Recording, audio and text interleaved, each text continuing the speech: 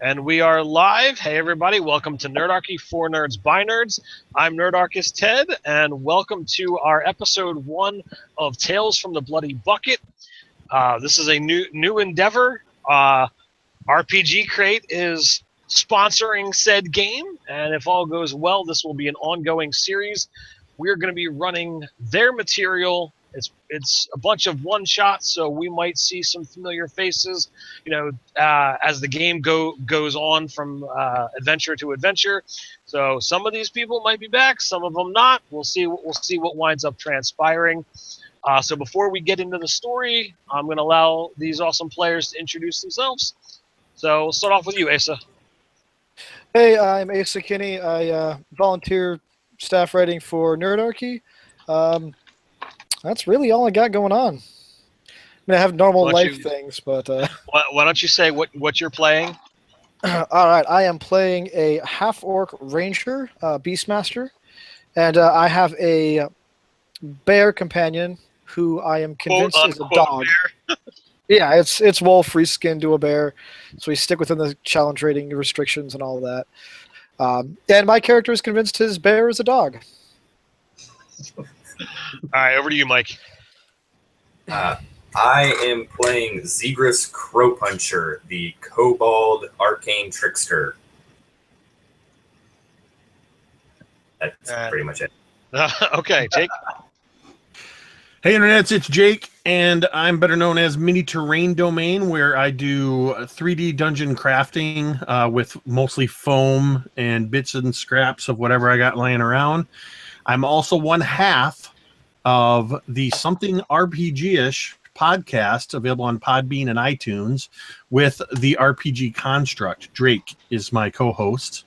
And that's what I do, dungeon crafting and podcasting and playing games. And I'm excited to be here playing Ethander Heartsong, a half-elf trickster cleric. I've got a pendant of multiple holy symbols, and whichever god will do the trick, that's who I'm going to rely on. That is awesome. All right, Kevin. Okay, my name's Kevin. I do several YouTube channels, main one being Heavy Metal Beer Review, and I also do a Metallica tribute called Kill 'Em All out of Phoenix, Arizona.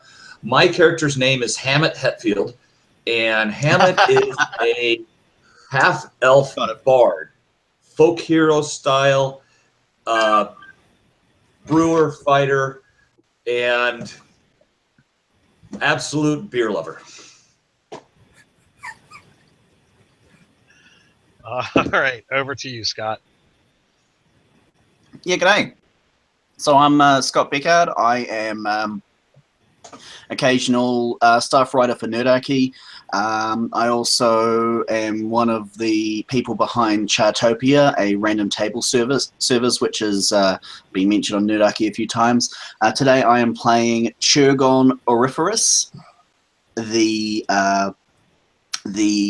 Dragonborn soldier type. He's a fighter with the officer background, and I basically whipped this character up in about 3 seconds. So I guess we're I think we're just going to go with he's probably a bit of a stickler for the rules, and other than that, and maybe a bit pompous. But other than that, we'll figure the rest out as we go. All right, Jake. What race were you? I am a half elf. Okay, so we have 2 half elves. A half-orc, a kobold, and a dragonborn. And it sounds like it's a joke, when I say, walks into a bar. So going with that, you guys are in the Bloody Bucket. And that is the typical start, to my knowledge, for these adventures, since the game is called Tales from the Bloody Bucket. So in the town of Three Rivers Ford, there is the tavern called the Bloody Bucket, as you guys would guess.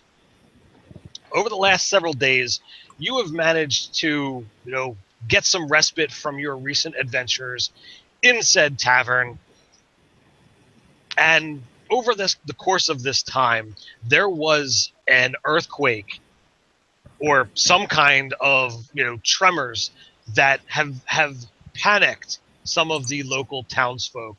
And you later find that the river that goes, through and past the town has a waterfall a short distance away, and the waterfall changed the earthquake caused a change in the waterfall and actually caused it to split, and it now is showing a cavern that has been worked hidden behind this waterfall. Alongside that, having spent some time in this town, you've learned a little bit of its history. There was the Willow family that used to have an orchard on the outskirts of town, and for a long time, they were very prosperous.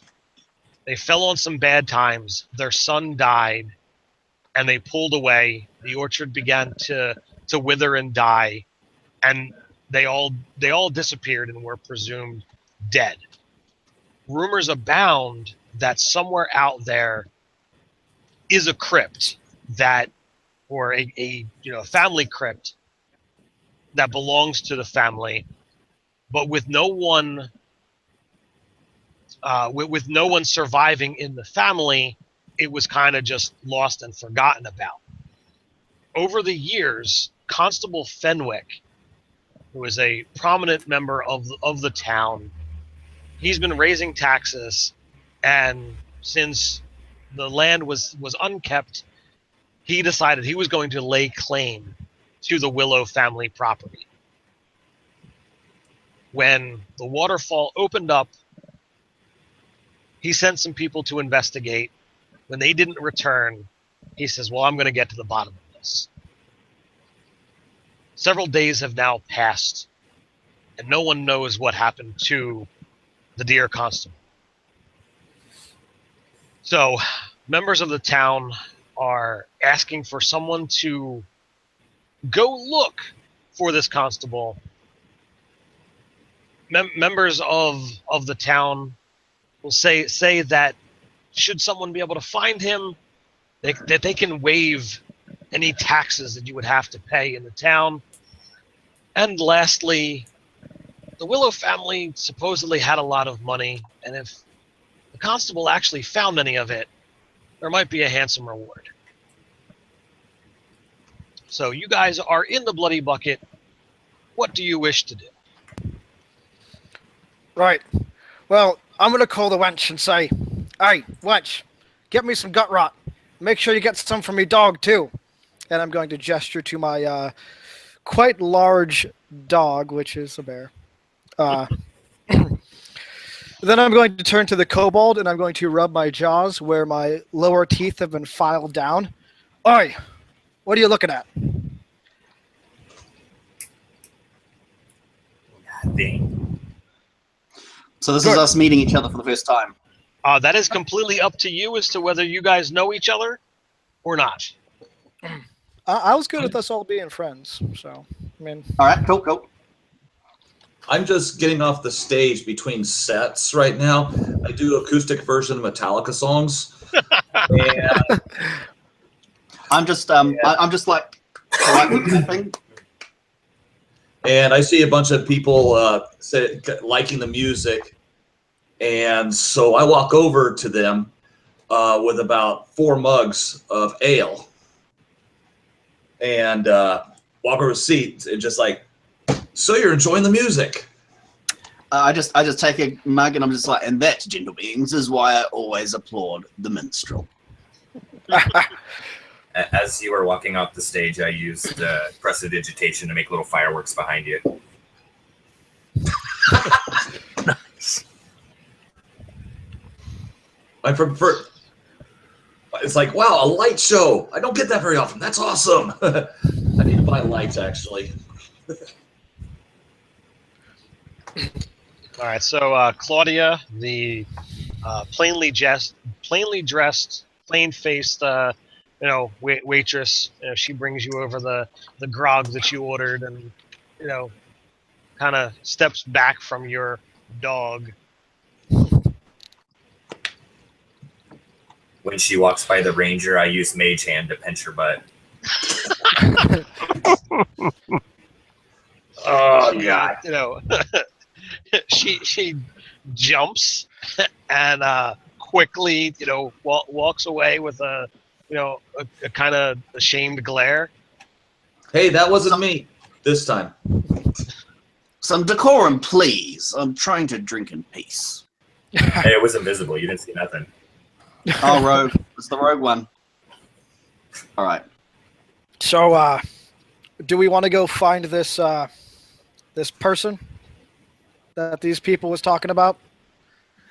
Well, I am very fond of not relinquishing any of my funds, so I have to say I'm for it. I don't know. This game doesn't pay a lot, so yeah, I'd find the guy that's taxing me to death. Hell yeah, I'll find him for one reason or another. Yeah, you got to pay taxes to play in a bar. No, but he sends his henchmen and takes a share of it every damn time and pick up the damn loot. Ah, Then there's the appropriate. Then So there's is that the all- appropriate fee or for all- acquiring such things, and the tax on that fee, and so on and so on. Yes. I've got no love lost for Fenwick, I'll tell you that. He's not above taxing the church. But I sure would like to see him owe me one. Yes. Would be quite beneficial. It's always good to have a constable in your pocket. But what do we know about his expedition and when it was going and who was traveling with him? Lewis looks in his pocket and goes, "I don't think a constable is going to fit in there." We could just count No, him into it's- tiny pieces and then he'd fit. Sounds rather unpleasant and unnecessary and too much mess. Perhaps we should just refer to it metaphorically. Of course, just trying to help. So It's appreciated. you know very little about others that were sent in that direction. Constable Fenwick is a human. He is known to be quite greedy. You know, he's approaching middle age, so he's probably not all that fit. So little is known other than, you know, he went in the direction of the river to get to what's behind the waterfall. But do we know, have he traveled with it? Did he take any of the town militia or anything, or did he just go on his own? It was mercenaries, people he was able to pay cheaply. Little is known about their capabilities. It must be nice for some to do that. Okay. And so the waterfall has split. Yes. Or the cabin, the cabin has split, and we see there's a cabin behind the waterfall. Well, that's what the rumors say. The river, from the bird's eye view, people have begun to, as opposed to calling it the as opposed to, you know, calling it the three rivers, they've started calling it the Serpent River, because the end of the waterfall's got, you know, some kind of large stone in the middle of it, and it gives that forked tongue appearance. Nice. And given the fact that the orchard beyond the river faltered, and now even the river itself is, you know, looking like an ill omen, that the people are beginning to think that the land is cursed. And the family as prosperous as the willows, you know, could have gone to the wayside, then what does that mean for everyone else? So this is, I'm assuming this orchard is a reasonable sign of prosperity in the land and things like that. It used to be. Used to be. the orchard is quite decayed these days.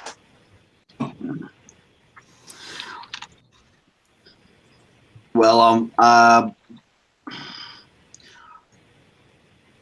I suppose we have to find out what we might have to when they left and think. Oh, I can't think of anything. Sorry. So do you guys want to respite in the tavern for the evening and set out in the morning? What time of day is it? Is it evening? Evening? Well, no time like the present. I got another set to do. They'll And while tax he's you for doing that his set, next, though. if we're gonna stay for him to do another show, I will also do a magic show for the guests and possibly pilfer some of their coins. I will agree to leave at your leisure. All right, we'll make a sleight of hand check there, Mike.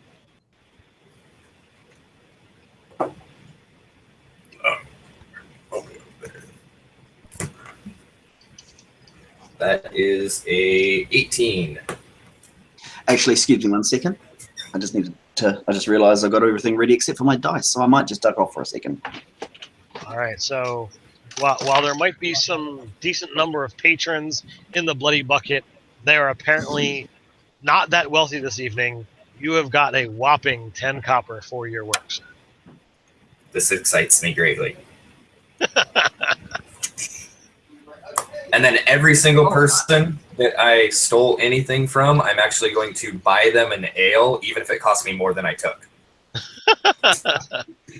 Well, it depends upon what quality of ale you're looking to get. Watered down is best. Well, then you could you could probably spend about half of that in Perfect. buying drinks. And anyone that questions me, I'll just give them a knowing wink. Your nimble hands went unobserved by the room.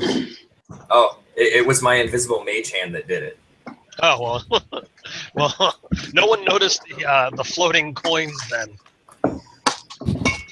It makes it sound like once it's fully enclosed, it's invisible too until it gets back to you. Oh, even better.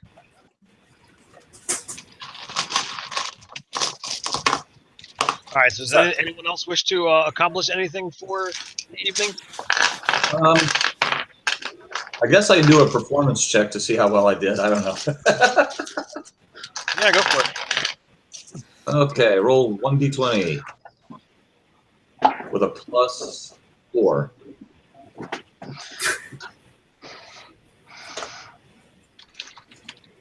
$22. Nice. I had a good night. I would go around trying to attempt casual conversation with people in what I consider to be the most civilized manner. Chirgon's also going to be doing the same, but he's probably just going to be asking around just for any information about if the sheriff had any, the constable, I should say, had any motives beyond let's look into this. Like, was there more than just general? Was there some possible ulterior motive? Is there anyone who knew anything about why he might have left? Okay, so you get 16 copper for your performance. Again, town is not incredibly wealthy. And if you ask anyone, they will tell you that Constable Fenwick is quite the greedy man. He's fallen prey. Could he have fallen prey to any evil that might reside in the crypt? There's no real way of knowing. But as far as motivation, greed kind of is his line. Well, Jurgon would actually quite sympathize with that line of thought quite easily, but if it wasn't for the fact that he was seeking his own funds. All right. Yes. So then, So Asa, nothing you're looking to useful. Correct. Asa, so you're just looking to have a conversation, or are you looking to terrorize the townsmen? Yes. I would say he's looking to have a conversation, not realizing just how terrifying he actually is coming off. So I'd probably approach someone and just be like, "Hey, what do you know about the constable?" And unintentionally, probably leering over the table, glaring down at them. So you managed to get a couple polite responses that end the conversation as quickly as possible without giving anything new. But you drive many people from the tavern until the cook behind the counter, who's not quite as large as you, but not as intimidated as the rest of the patrons, and he kindly asks you to refrain from driving off his patrons. I thought they just had somewhere to be. I didn't realize that it was me. Turns out where they needed to be was where there was not a dog. It's not my fault that my poor mutt is so... I don't know. It's Scary. Cry. Feeling rather dejected, Lewis will probably sit down and start drinking a little too much. If it makes you feel better, we can eat the dog. Dog meat is disgusting. It's stringy and a little disgusting. I look over at the rest of them and go, but bear is really good.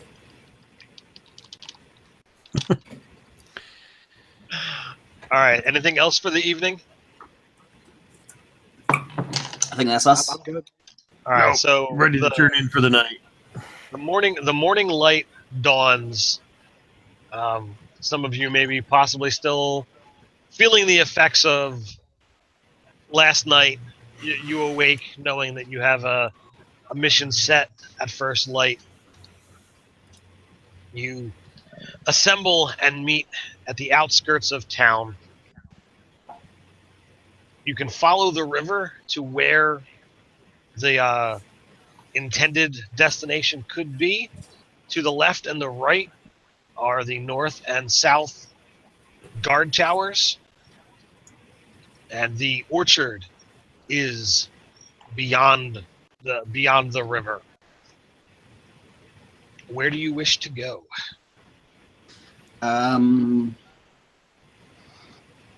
Would the what kind of fruit is the orchard? It used to be an apple orchard, Okay. but that was many years ago.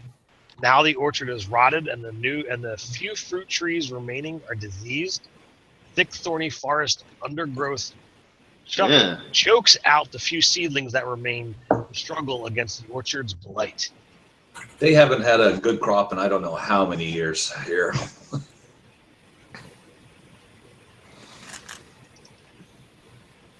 I just sort of look at the. I basically go. I suppose there's nothing left to do but to travel up the river. I would say probably river's going to be the best route. What kind of is this? What kind of land terrain is this? Other than the river, it's pretty open, grasslands. There is a legend that the river was actually created by a giant who was so massive that he drug his club across the ground, and it caused this 10-foot wide river, in its wake. I imagine as we're walking along that Ethander is telling this. It was said that this giant was so tall his head was in the clouds, and as he walked, they say it was his club that he dragged all along the area, creating this river. Although in some of the taverns, there's tales that it wasn't his club he was dragging. Well, that's just. And then I kind of elbow Lewis, like, right? I get really excited and go, "What about a dragon?" I'm just absolutely appalled at, that this is what the legends of my kinsfolk has been reduced to is drunken dick jokes. I've seen clubs do worse. All right, so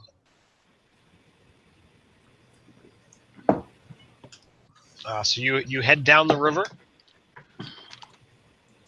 Is that correct? Yep, Yes. that's the one. Wherever the waterfall is.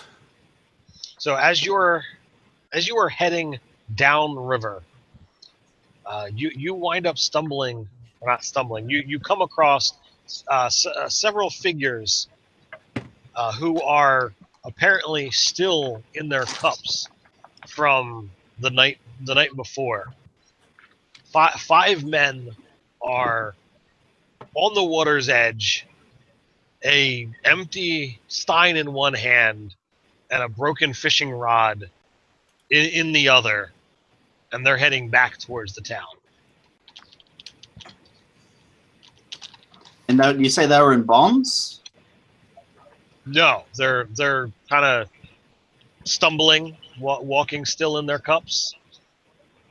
Oh, cups, not cups. In there. Yes, they're drunk. Okay. Okay. I'll walk up to one of them and say, "So you try clubbing some fishes with that thing?" Pointing at his fishing rod.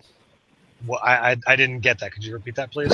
You tried clubbing some fish with that thing? I didn't try and club it. I tried to catch him. Well, that's what I said. That's how you catch him, right? I got a line here, man, and he holds up the the stick, and there's fishing line that's holding the two pieces of the broken stick together. I'll examine it thoughtfully and say, "Well, no wonder you're not catching anything. You're not doing it right." What do you mean? If you'll let me, I'll take the heavier end of the fishing rod, and I'll go to the river's edge, and I'm gonna try to whack a fish with it. I'm just going to examine the top half and see. I just point at this, point at the break on it, and I'll be like, "I think I've found your problem with your fishing issues, sir." Oh, this is going to be enjoyable. So, what do you mean I'm doing it wrong? And what do you mean I was broke? They're trying to get in your face about it. Well, he's distracted. I'm tying his shoelaces together. Which face is it getting into? Both of yours. I mean, there's 5 of them there, so okay. One gets in yours, Asa. One gets in yours, Scott. I'm going to hold the rod up in his face and say, "Well, you take the heavy end, you find the fish, and you whack it on the head. That's how you catch it." That's not the way I was taught. Well, then you was taught wrong. Actually, I'm going to hand, because I got my, like I said, I got brewing supplies, so I got beer on me at all times. And I just kind of crack open a bottle. I go, "Hey, why don't you guys pass this around?" Kind of like a persuasion check. Kind of like we don't want trouble around here. We don't really want any trouble. Some here of the beer. I mean, dog, to drink.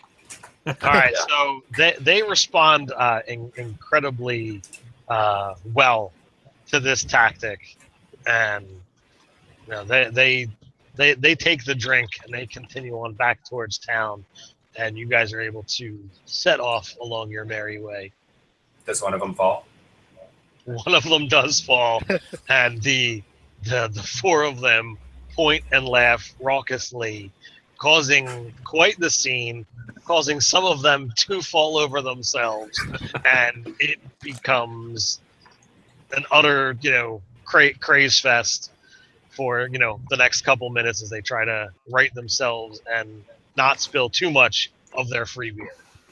I high-five my invisible mage hand. How dark is this? How dark is this ale? Oh, the ales I brew, they're barley wines. So Lewis will take a sip, and he will, trying to be like, trying to be discreet, he will spit it out and then like try to walk behind the group, just kind of pouring it out as he goes.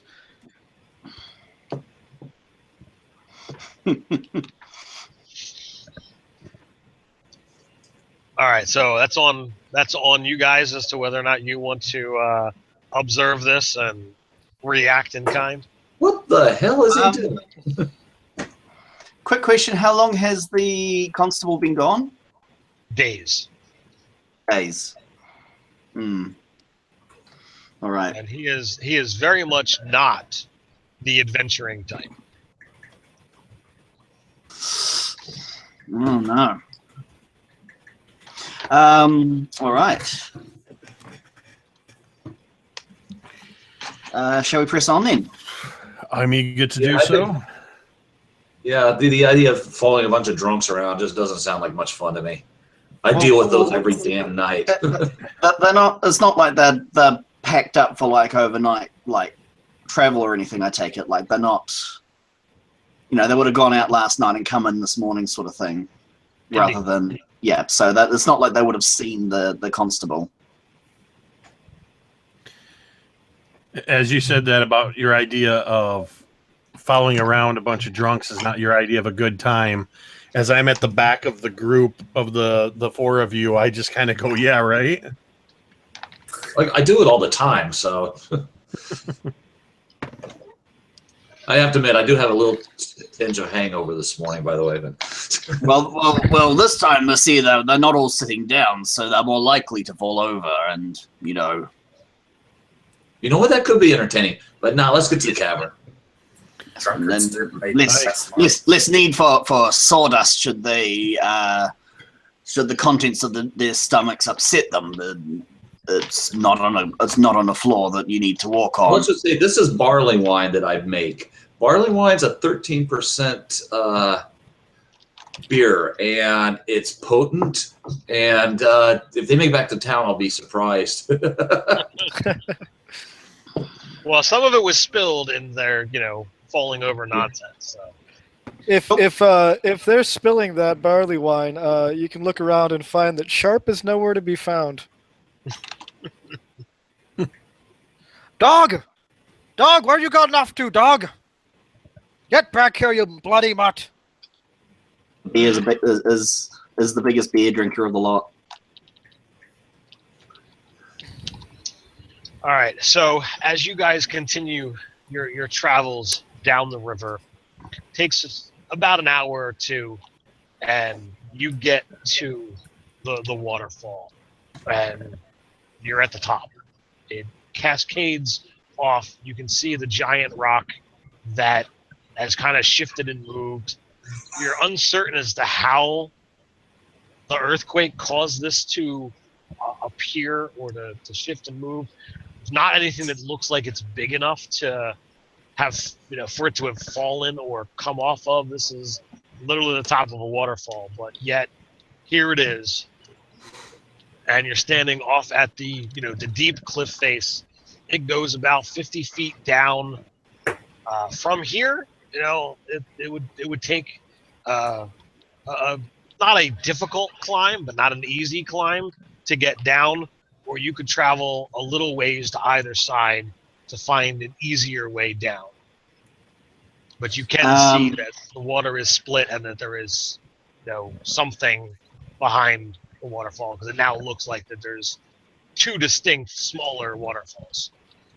Churgon is going to make it very clear that he is happy to just climb down, and leaves it up to the others to see what they say. Offers to Zegris that if he wants to cling on to Churgon's back as he climbs down, then that's fine. To be honest with you, I don't know if I have enough strength to actually hold on to you, let alone climb down myself. No. No. So how deep does the water look right there? Do you want to make an intelligence check? Sure. Wait, that's scary. 19. 19. The water is, cascading down with some decent force. You're gonna guess though that down below is probably not more than 20 feet. You're not getting into a massive, what's the word I'm looking for? It's not cascading down into a massive well. But a 28-pound cobalt should be okay. You think so? It's still Perfect. I'm jumping. Doing a swan dive. So I'm just like, it shouldn't be too hard to descend from the cliff. Wait, what are you? All right. So you want to make an acrobatics check? Yeah, and as I'm diving, you hear, "Last one down gets the last loot." Oh well, now I'm climbing down. That's not good. With my modifier, that's a -1. Oh God! Oh, You did say athletics, right? You rolled a 1 and you have a -2 strength? Yep. Sorry, it's acrobatics, not athletics. Oh, well, that makes it better. It's a 4. hey! Not proficient? Nope. Right. It's my second one of the night already, just so you know. So Should've been a dice, halfling. the dice were actually kind. You splat on the surface of the water, taking 6 points of damage, and the splat echoes. You are now soaked, sinking, and in pain. You hear, "You can have the loot!" All right, so Scott, do you want to make a athletics check as you begin to climb down? Why not? And I just rolled a natural 20. What a great thing to roll that on. All right, so Yeah, you must be nice. so you found the perfect course of how to get down here. Do I use my hand axe to sort of just chisel out a couple of things to make it a bit easier for everyone else to climb down? Absolutely. So anybody that wants to follow his course can do so with advantage. I will do that. Hold on, I'll roll that. This one was athletics. Yes, sir. 13. 18 modified. I got a 19. 18 and 19, you have no problems. Asa, you wind up slipping once. Give me a second check. See if you can catch yourself. 19. All right, so you managed to catch yourself. You take a couple points of damage as three damage as you scrape up against the wall trying to catch yourself before you hit bottom, and you're able to climb the rest of the way down. Is Zegris okay to get out of the water? Yeah, he's Okay. He's just kind of, I don't know if you've ever belly flopped or back flopped and you get that stinging pain. Good times. That's kind of what he's going through. Good times. So the tale of the giant who created the East River, it says that this gorge at the bottom of this waterfall is where he decided to sit down and take a break before continuing it on his journey in a southerly direction. Thank God it was a break. That giant had a big booty. So if you turn and look at the waterfall, you see there's clearly worked stone. What surprises you is a man or a humanoid you're not close enough to see his face. Standing in between the waterfall, and he's looking in your direction. Dressed in black leathers, he's clearly a man of the road, a traveler, not a local, if you will. Mm-hmm. Greetings. So, Lewis will look around and say, "Do you live here?" So if you guys actually, assemble and come close, you can see that the man is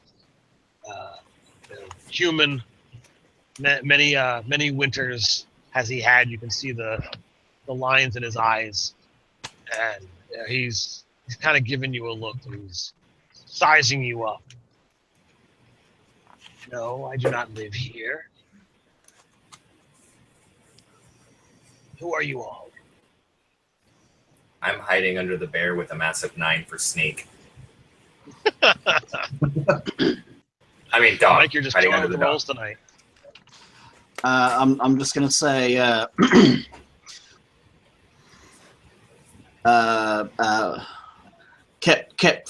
Captain Auriferous, formerly of the Royal Infantry.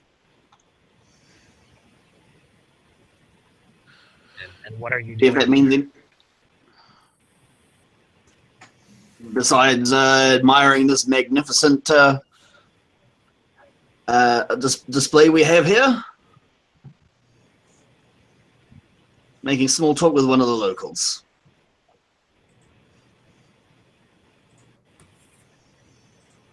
Is that all?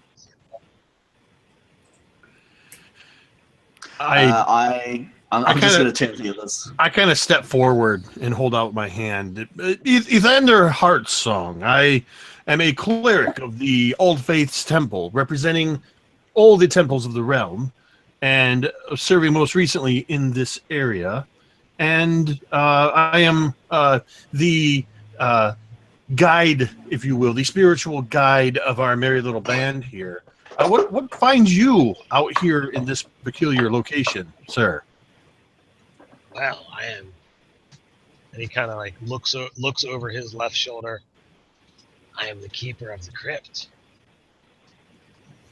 And which crypt would this be again? He looks behind him, looks over your shoulders at the orchards in the distance beyond that belongs to the Willow family. Willow family crypt, of course. And where is this crypt?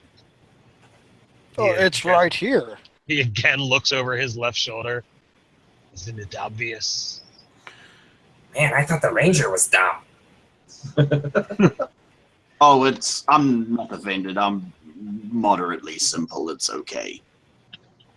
Have you seen others coming to this location recently? I have indeed. Is there one that you are looking for? I gesture my hand up to probably around 6 feet. He's about this big, balding, portly fellow. His coin puss is this big. He's ugly and has pale skin. You seek the constable? Yes, I have seen him go in. He pulls out a pouch that's not bulging, but definitely has some weight inside. And he pulls out. You have him in your pocket too? He pulls out a handful of uncut, rough gemstones. Shirgon's eyes just bulge slightly. The constable made me to get inside where there was supposed to be more. And when was that? I showed him in a couple of days ago. And he hasn't come out yet? I have not seen him. I was waiting here for his return. And he paid you to go into the crypt. Yes. I hand him 5 copper.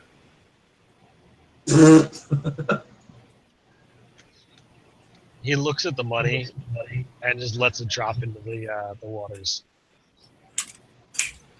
Ha! You thought I was stupid. I could have told you those shiny rocks are more valuable than your jingly coins.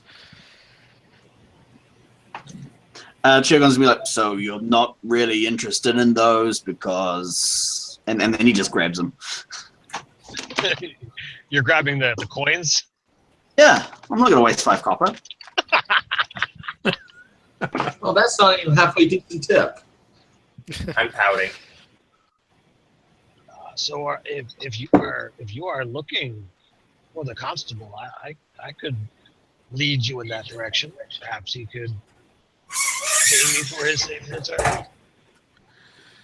So, what exactly are we paying you for? Oh, you don't need to. What would our money be? What services would our money be? Isn't it obvious? He will lead us in here and then stand outside for days, assuming everything is fine. I can come with you and help you to find the constable, and I'm hoping to get payment from him. Do you mind if I make a little insight roll on this guy? Sure. Straight dice roll. Oh no, I'm proficient in insight. Okay, nice. 19. You don't think that he's, you don't think he's lying? There might be something he's not telling, but he's definitely not lying. I'm gonna try to use my natural charm and see if I can just persuade him. I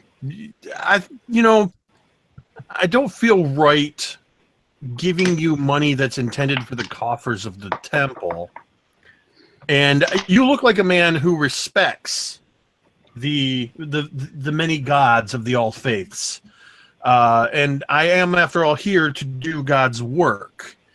So if you would allow us to pass in here and continue the work of the gods, and that's going to be with my +5. That is an 11 on persuasion. I believe you have me wrong, sir. I am not trying to take your money.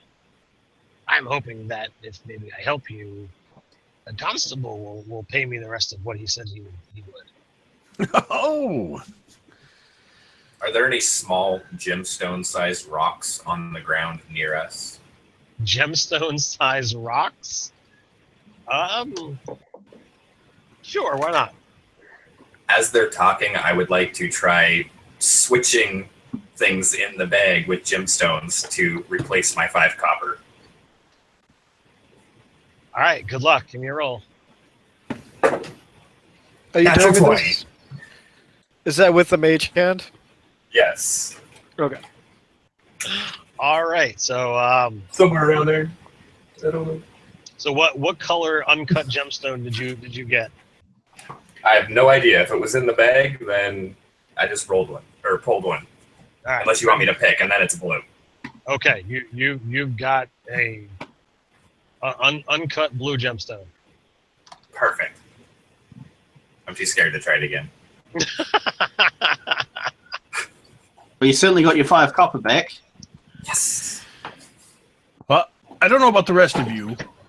It does not matter to me either way if this fine gentleman accompanies us inside. I do feel as though we are probably capable. And he does, after all, want to receive due payment from the constable. You say you're a keeper here. Does that mean you know your way around the inside? I have been in the crypt before, yes. Is anything Perhaps out of the way you were. since the latest seismic events?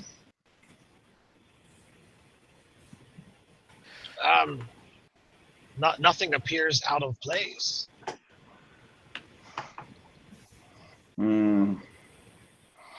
There's obvious danger if the constable has not returned, so I would advise you remain here, good sir. I don't know how well you knew the constable. He was kind of an idiot. I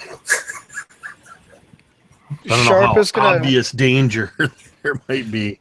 Sharp is going to come up and smell the guy. Does he have any food on him? He does not. Okay. Be careful, he'll lick your face. Sharp kind of snarls a little bit and then steps back. And why are we still standing out here? Shouldn't we go and find the constable and put him in a pocket? Let's go. Hi. I have many pockets.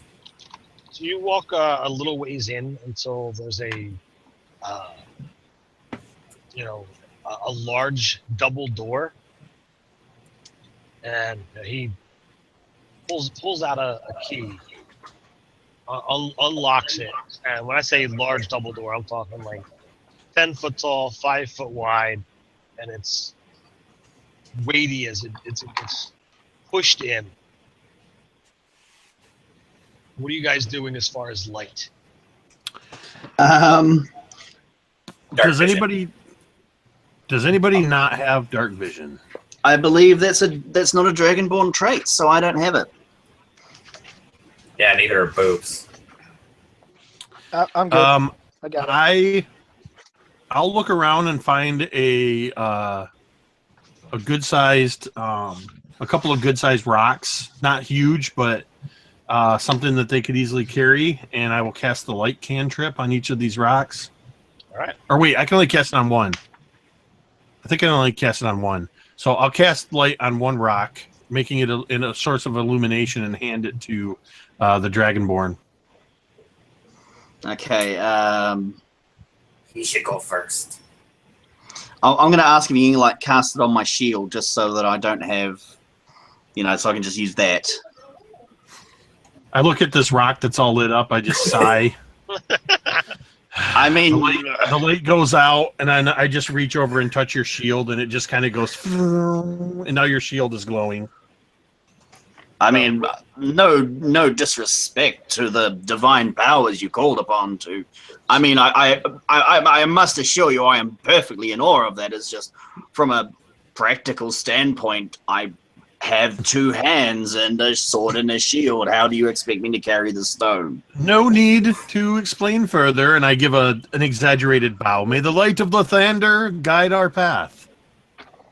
So, several statues exalting numerous family members, two featuring spring water fonts welling from within, and a raised dais to the west give the impression of an audience chamber instead of a crypt. The dais supports two thrones, furthering the impression. A tapestry illustrating a violent storm in the middle of a dense forest hangs behind the thrones. Curtaining the hall to the double doors, this room is hanging from the ceiling are several. Sorry, my apologies. Hanging from the ceiling are several victims in various stages of decay. The chamber is filled with thick spider webs. Oh, goody. Oh, goody. I wonder if any of them owe me money. The keeper, he kind of blanches at the victims hanging in spider webs, and he starts to backpedal. Yes, as I was suggesting, we'll wait. We'll join you outside soon. And I'm actually going to put my sword away, and I'm going to ignite a torch. I'm going into stealth mode. I'll pull out my bow and look at the guy who's leaving and go, "You're leaving so soon? It's just about to get fun." I undo his belt so his pants fall down. All right.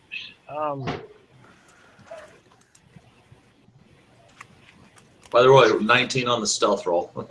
Okay. Yeah, me and the bear will also stealth. Dog. Me and the dog will also stealth. You're right. All right. So, out of the shadows, You do not see the creature move. A spider lashes out at the cleric. Oh, of course. He learned from Dave. Take the cleric out first. It's actually what the die roll picked. His fangs scrape against your armor, not finding purchase. You guys want to roll initiative, and please put that in the chat for me. Hooty hoo.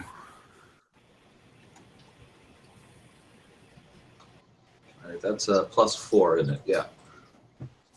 All right. I'm waiting on one more. Okay, wait. I don't think we stealthed on this spider.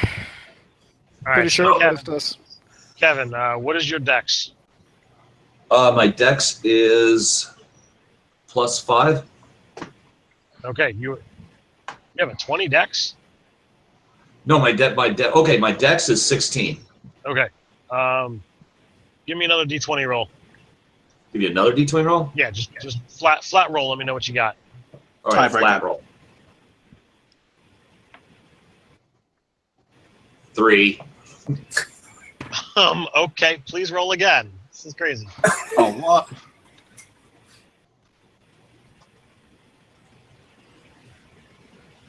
You win. Did you roll a 1? Yeah. All right. So I haven't seen that many, that many ties in a while. So the spider is still sitting there looking at the cleric. So he's going to swing again. Of course he is. And that time he is actually going to hit.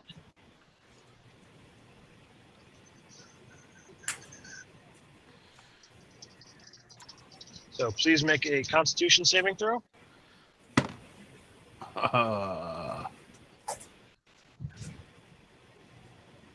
a -1, that's an 8. All right. So you take a total of 10 damage, and you are paralyzed.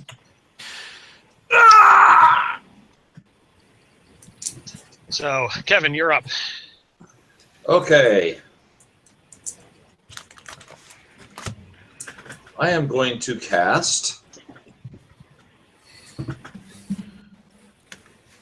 Hold on. I need to grab my glasses. Dissonant Whispers. Okay.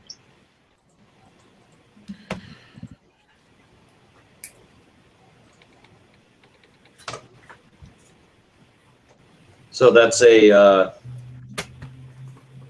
wisdom saving throw, failed save, 3d6 psychic damage. All right. He has failed. And, I'm sorry? He failed. Okay. So 3d6 psychic damage, and immediately must use its reaction, if available, to move as far away as speed allows away from us. Okay. And who gets an opportunity attack? Forced movement does not. Oh, because he's using his reaction. That's right. So, who is next to the cleric? Well, I was taking point. Were you next? Were you second in line, or? Sounds like he came behind us, to tell you the truth. True. I was saying he came from the side. Okay. As you guys were, staring at the victim, staring at the the tapestry. So I am not next to the cleric. I probably would have started to branch away from the group, actually. I got to roll 3d6, don't I? Yes, you do, sir. I'm still under the bear. 3d6. Okay, hold on. Oh, you got to be kidding me. 3. 3 damage. No, 5. I had 1, 2, and 2. Oh wow. Wait, did I do that right? Yeah, that's 3d6. 5. Okay, 5 damage to said spider. Apparently, no one was within 5 feet of the cleric, so no attacks of opportunity. Scott, you're up, sir. Okay, so just a quick check. Is there any other signs of spiders that I can just see without without using up an action or something? No, there was only the one spider, and is now 30 feet away. Okay. I will. I'm going to drop my torch that I just lit. I'm going to move, position myself in front of everyone else. Draw my sword and ready. So I'm. If the spider comes within range again, I'm going to, or any hostile comes in range, I'm going to attack. Okay. Asa. All right, so I'm going to, ready my arrow and go ahead and take a shot at him, and I'm going to cast Ensnaring Strike. Okay. So that will effectively happen when I shoot him with my bow. Okay. And I rolled a 1. All right, this has been a lot of ones, so I will remind you guys, I always start with you guys having inspiration.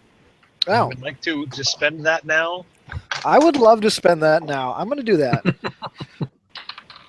Okay, that's a total of 15. All right, so it scurries out of the way of your bow shot. Okay, and the Ensnaring Strike is wasted then? Oh, it's the next time you hit a creature, so it's still in effect. Then me and my bear are going to move up our full speed on either side of it in a sort of pincer motion. So I think that if it's 30 feet away, you probably can both reach it this turn. Okay. And that is the end of my turn. All right.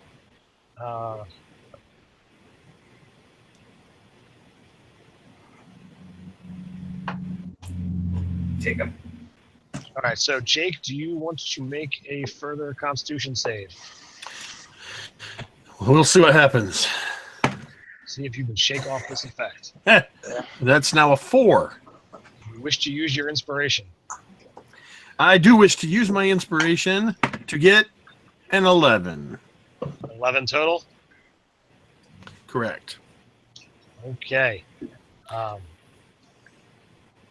So the poison from the spider's bite seems to have affected you severely. So as you collapse, you begin to froth at the mouth. In your subsequent turns, you can begin making death saves. Oh, fantastic. Gosh. That was fast. Mike, you're up, sir. So I'm just going to throw a dagger at it, but I'm going to get within 10 feet, or 20 feet, so I don't have disadvantage. Okay, easily done.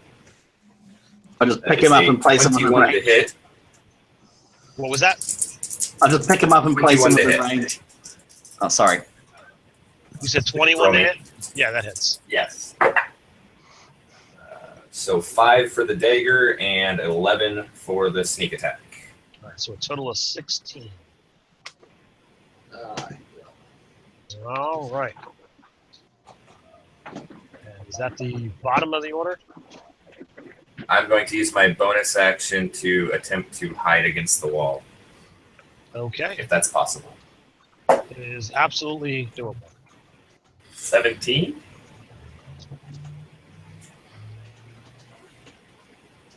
All right, so you do not think he sees you. Perfect.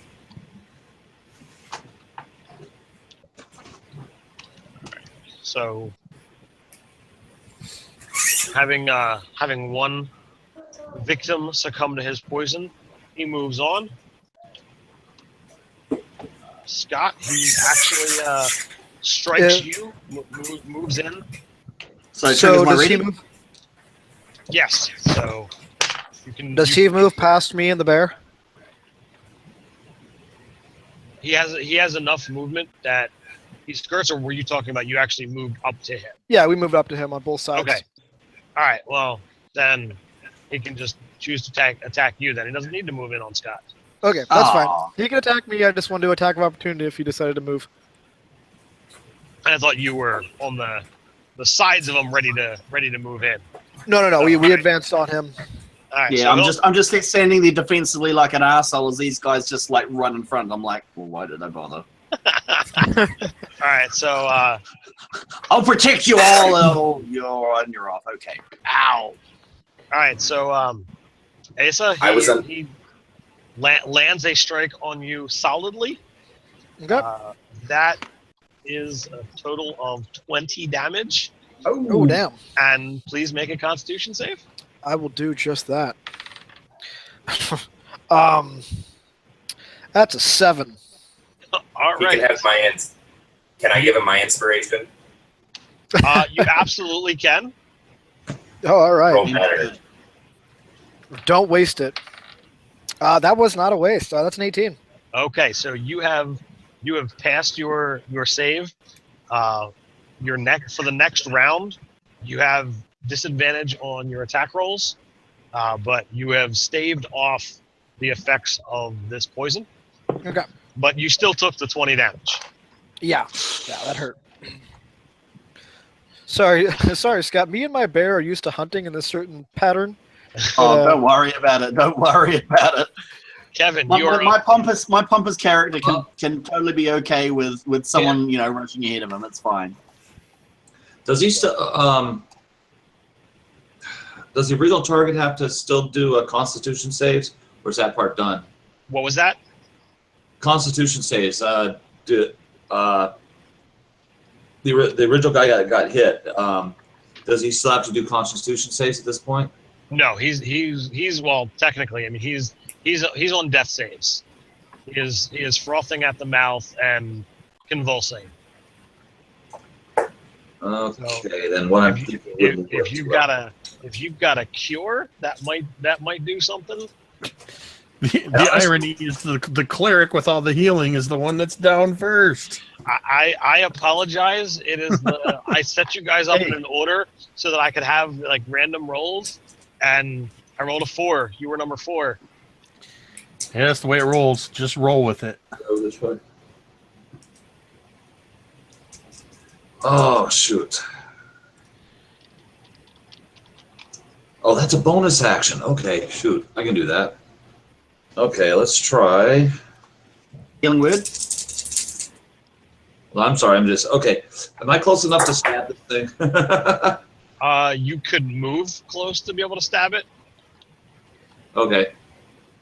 All right, because I got a rapier. Okay. And I'm going to go ahead and pull the rapier. All right. So let's see. 1d20 plus 5. 17. 17 is your number. And it's 1d8 plus 3. Where'd it go? 10.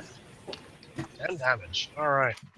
And as a bonus action, I'm going to cast Healing Word on the cleric. And actually, I'm going to cast it as a second level, so that's 2d4. Okay. 2d4 plus... Charisma modifier? Yeah. It's 2d4 plus the my modifier, which I think... That's the spell attack, which is 5, right? No, it's not. It's not your total. It's just your charisma modifier. So what is your charisma? Oh, my charisma is 16. All right. So 2d4 plus 3. 2d4 plus 3. Do you want to roll it, or do you want Jake to roll it? No, I'll roll it. Wouldn't 2d4. Wouldn't that be 5? Wouldn't that be 5? That's what I was thinking. It says attack bonus is 5. It's your spellcasting modifier, which is your charisma mod plus your proficiency bonus. Okay, then it's 2d4 plus 5. Here we go. Is that right, Ted? No, it is just the modifier. It's just the stat modifier, not the proficiency bonus. Yeah, not right, for when you're adding to I rolled 2 1s. So, jeez. Well, at least you're not dying anymore, Jake. You have 4 hit points. Okay. Actually, wait. 2 plus 5 hit points. 5, yeah. So am I no longer in the unconscious state? Correct, sir. Fantastic. I really made this guy a jack of all trades. He has a little bit of everything. You do not feel well, clearly. as your body was racked by this venom. Oh, I absolutely vomit the moment. As he comes to, he just goes. It's just this thick black bile mixed with the ale of the night before. Yeah, he didn't drink my ale. All of your muscles feel like, they were put through an intense workout. Everything is. All right, so you have any other actions, Kevin? That's all. That was my bonus right there. So that's all I got. All right, so that goes to you, Scott. Okay, so moving on, the aggressive. Can I help out my cleric friend before I close the distance? Yeah. Sure. So I will help out Godly McCallchurch, and then I'll make my way over. Godly McCallchurch? All church, yeah. Oh, all church. Didn't quite get, Athander. There we go. Close enough.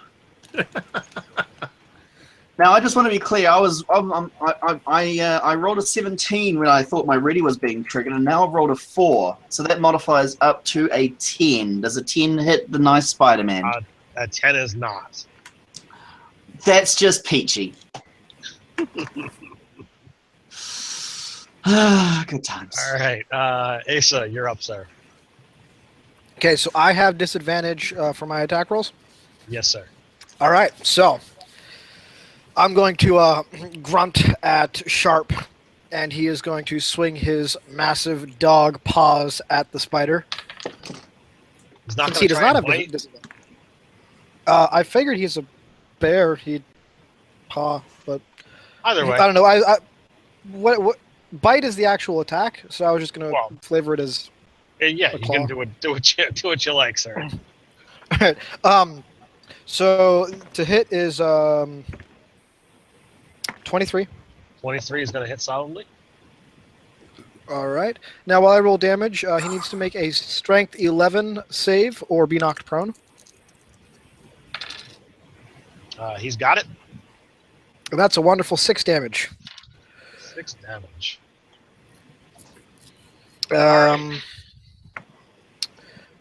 That's a nice way of getting around the disadvantage. Just have your dog do it. Yeah. Do I need to roll another save, or am I good? Oh, no, you're good. Okay. And the effect is gone? Yes, sir.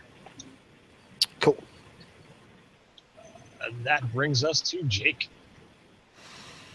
So having just been helped up by the Dragonborn, I'm going to painfully turn. Where is he? And I just summon gods, all of them, any gods. I just slur their names together as Anybody listening? as I slam my hands together and attempt to blast them with a guiding bolt. Are you? Inspiration. I already used it. That is a critical fail. It's the dice I was tray. so affected by this poison. I imagine, if you'll allow this, Ted, as I slam my hands together, instead of a guiding bolt, it's just a brilliant flash of light that blows my hands kind of backwards. Just kind of like a that just illuminates the room for a moment, and the bolt goes nowhere. So it's not going to affect. And if you don't want to do this, I'll totally take it back. But I'd like to take this a little bit further, and you get knocked on your arse. Get what? You get knocked on your arse. Oh, absolutely. It's one of those, like, if it were a movie, it goes into slow motion as I'm flying back, my feet in the air. As acted out by Kevin. And I hit the ground sliding up against the wall from this. And the last thing you just hear me say as everything continues, this is not my day. All right, so that was Jake. So Mike, you're up. All right. What I want to do depends on how much more damage I think the spider can take. It's looking pretty ragged, and it's kind of combat on 3 sides and a wall behind. So you're thinking it's a spider, can probably get up the wall without a problem. But does there happen to be one of those hanging bodies on top of it or above it? Yeah, of course. Okay, well, I want to use prestidigitation to like burn the webbing holding it for it to drop on the spider. Okay. Sure, we'll give that a shot. What would you like me to roll? Make an attack roll with Dex and proficiency. 18 on the die. Okay. You're not guiding the thing, so I really can't give it a sneak. That's fine. So, cavern's 20 foot tall. I'll give it 2d6 fall damage. You want to roll it, or you want me to roll it? You probably roll better. All right. What the heck? So the body falls and lands on the thing's left side, mangling 2 of its legs. So like it's moving very with a big limp, and it is definitely moving much slower. In addition to that, but it is not down. So it's it can't get to you, but it is going to lash out at Scott. Cool. Bring it. And my dice are hot, so you're gonna have a con save to make, Scott. Was that an? Hang on. What did it hit? Oh, you got my armor class there, right? I got an 18 on the die, sir. Oh God. Con save of.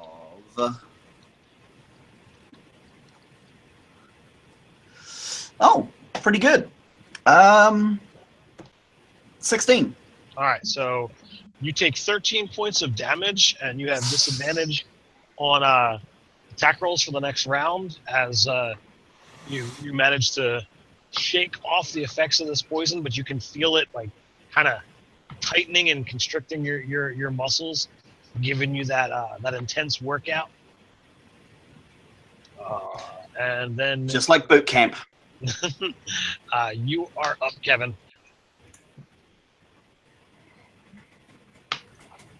All right, I'm going to cast Enhance Ability, Bear's Endurance, on the fighter. No, that doesn't give me a bonus on strength attack rolls, does it? You have advantage on Constitution checks because you're going to have to make another. Oh, I am? Yep. You failed the last one, right? No, he passed. Oh, he passed? I thought he failed. Yeah. No, Never mind.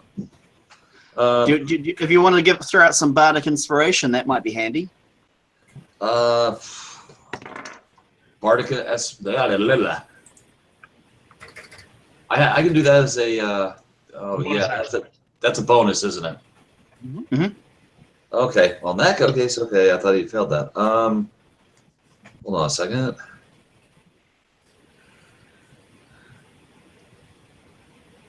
Okay, I'm gonna. Nah, I'm not gonna do that. All right, I'm gonna stab him with the rapier again. So. All right. So that's a 1d20. Yes, sir. All right, 1d20 plus 5. 15. 15 is going to miss, sir. Whoa. Now I'll do the Yikes. Now I'm going to do the bardic inspiration. And who are you giving it to? I am giving it to. The fighter is next on the initiative. That's the way I'm thinking. Is I'll do it on the fighter. So you Okay. can use it on weapon damage rolls or reaction to increase your AC. Is there a third? Attack rolls, saving throws. Okay, AC's good. I'm actually not going to be attacking this round since I'm attacking with disadvantage, but I am going to be using a distract action. So I'm going to be like hissing and yelling at the spider, banging my sword against the shield, and basically distracting it to ground advantage on the next melee attack. Okay. Which will be me, right? I believe so. Yep. Okay. I'm going to set my bow down and quickly pull out my 2 short swords and make my first attack with advantage. And that is a nat 19, so Okay. 24. All right, you kill it. What happens?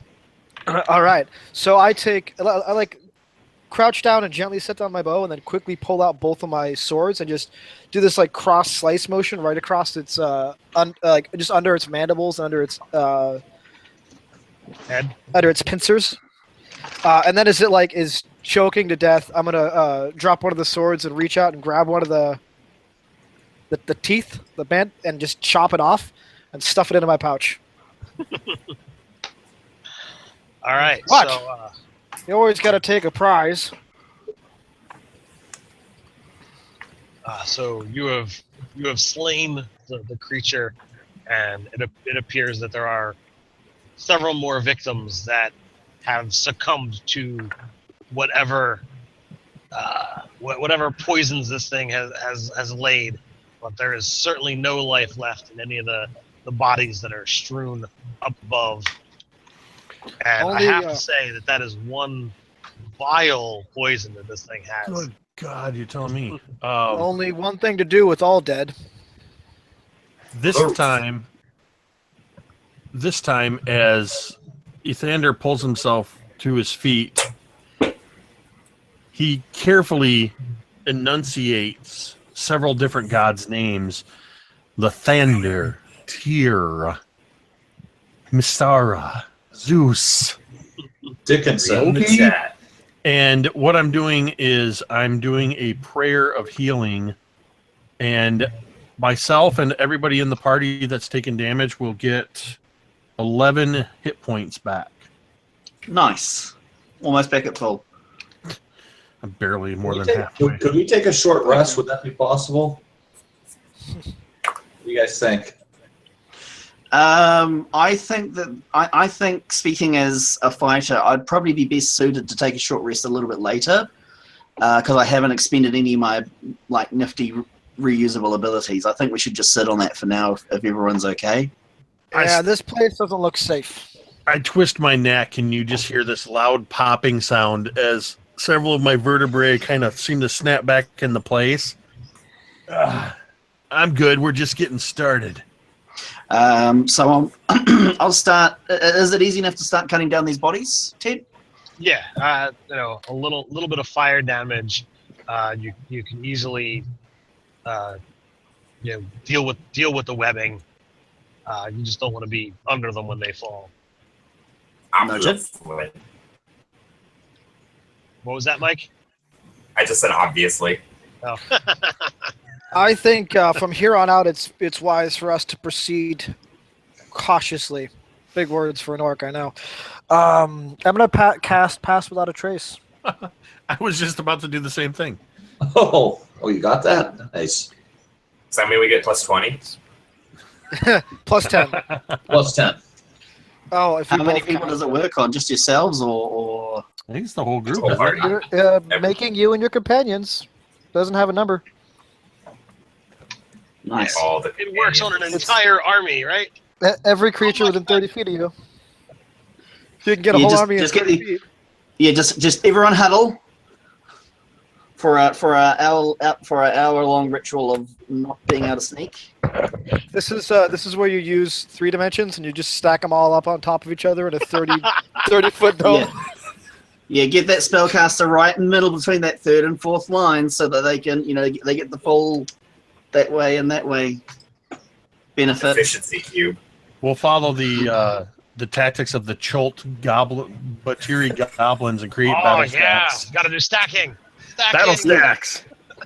No, it's cheerleader. It's you get cheerleader training. It's like you got to do all the pyramids. So now you're gonna have some battle stacked goblins with Pass Without a Trace cast on them.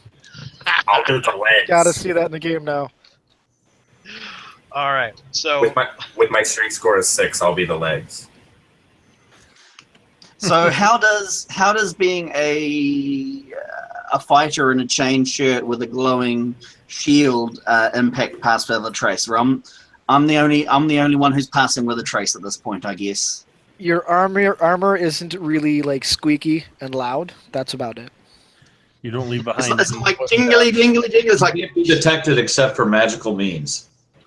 Pretty much. Well, no. That's something else. No. Is it completely pitch black in here without the light? It is dark. There is a little bit of light coming from behind you guys, from where the waterfall is. But the further into the room you go, the darker and darker it's going to be. Those without dark vision will have problems. Yeah. And given that we're already dealing with webs, I'm carrying a torch anyway.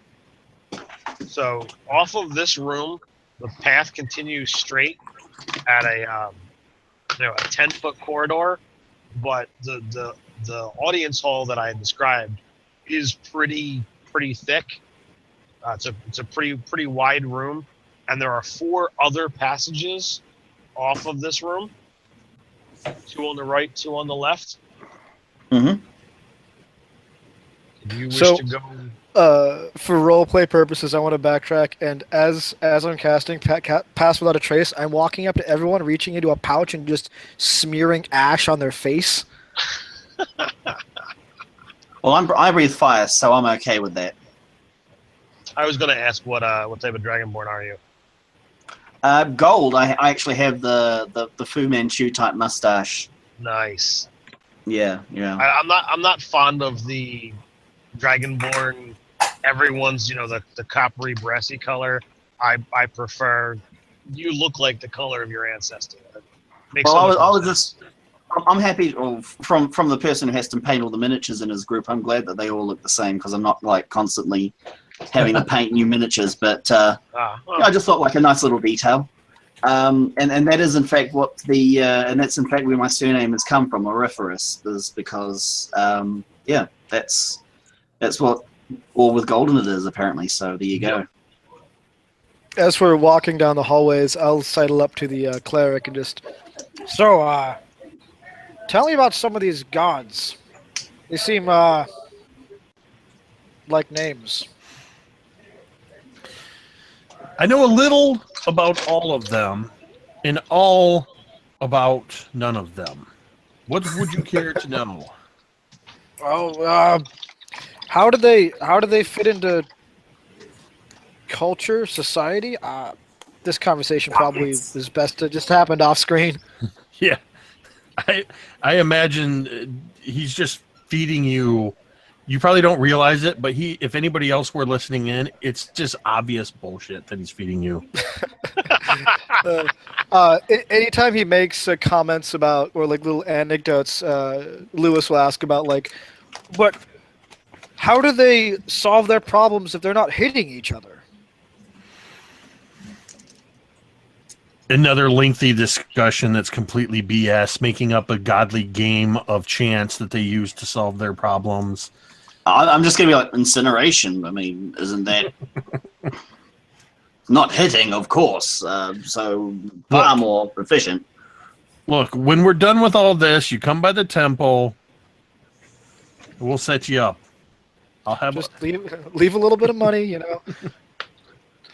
I'm like, okay, I'll be like, well, that does sound appealing until you like leave a bit of money and like, oh, I'm busy watching my scales. So, what direction do you guys wish to go? Left. We always go left. I was going to say, got to go left. All right. So you find yourself to another set of small double doors that are locked.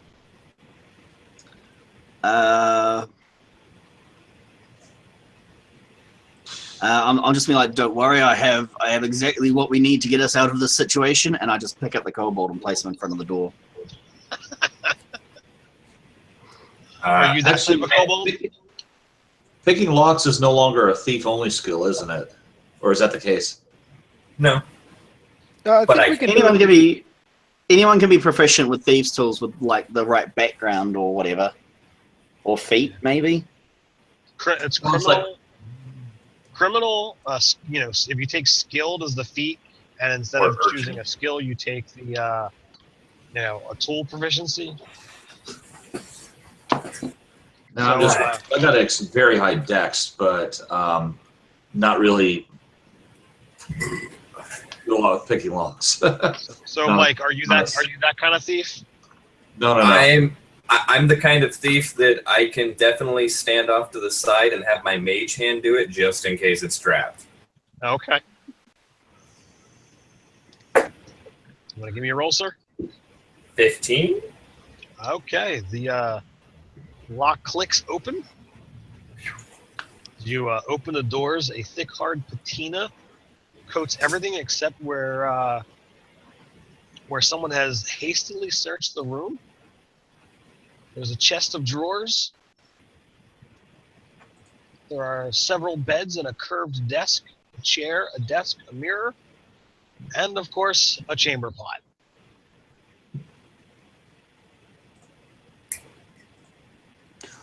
Is this a normal thing for a crypt to have? This looks like a bedroom. Does not look anything like it should be a crypt. Sharp would probably go up and start sniffing at the chamber pot. It has clearly not seen use in a very long time.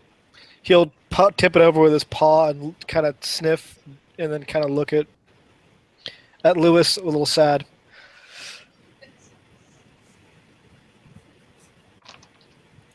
I'll pull out a piece of meat and toss it to him. So what are you guys doing?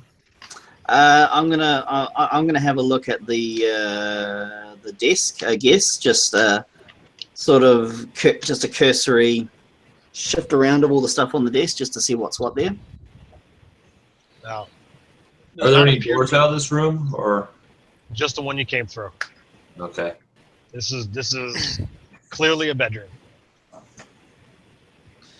When I walk in front of the mirror, it scares the crap out of me, so I throw a dagger at my reflection. Make an attack roll. Oh God! You kill yourself. Natural 1. Did you really? Yeah. He gets confused about which one's the reflection.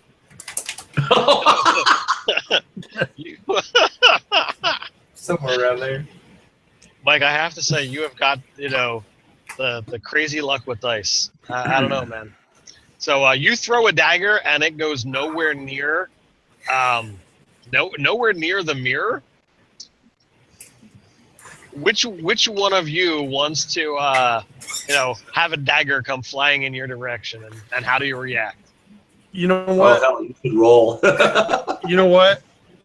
With the way things have been going, I imagine it probably stabs Ethander right in the axe. It's a sneak attack.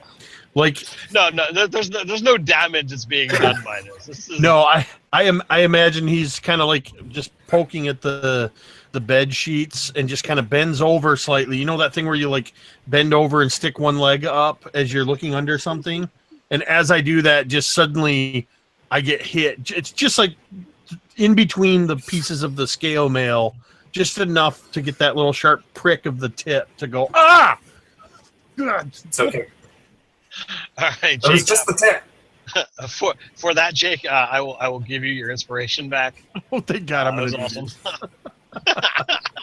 Oh man. I don't think the constable is in here. Actually, all the pockets. was the constable one of the bodies in the other room? Like, did we? I'm gonna actually, if I can search for secret doors, just kind of take a feel around the room. Scott brings up a good point. We did check all the bodies and we didn't see the constable. I will absolutely allow you to retcon that. You check the bodies. None of them are Constable Fenn. And I was going to do a bunch of things before, like we got distracted. But like, can I do like a medicine roll or something like that, or can I get my cleric? Can I get a cleric to sort of just have a look and see how long these bodies have been here?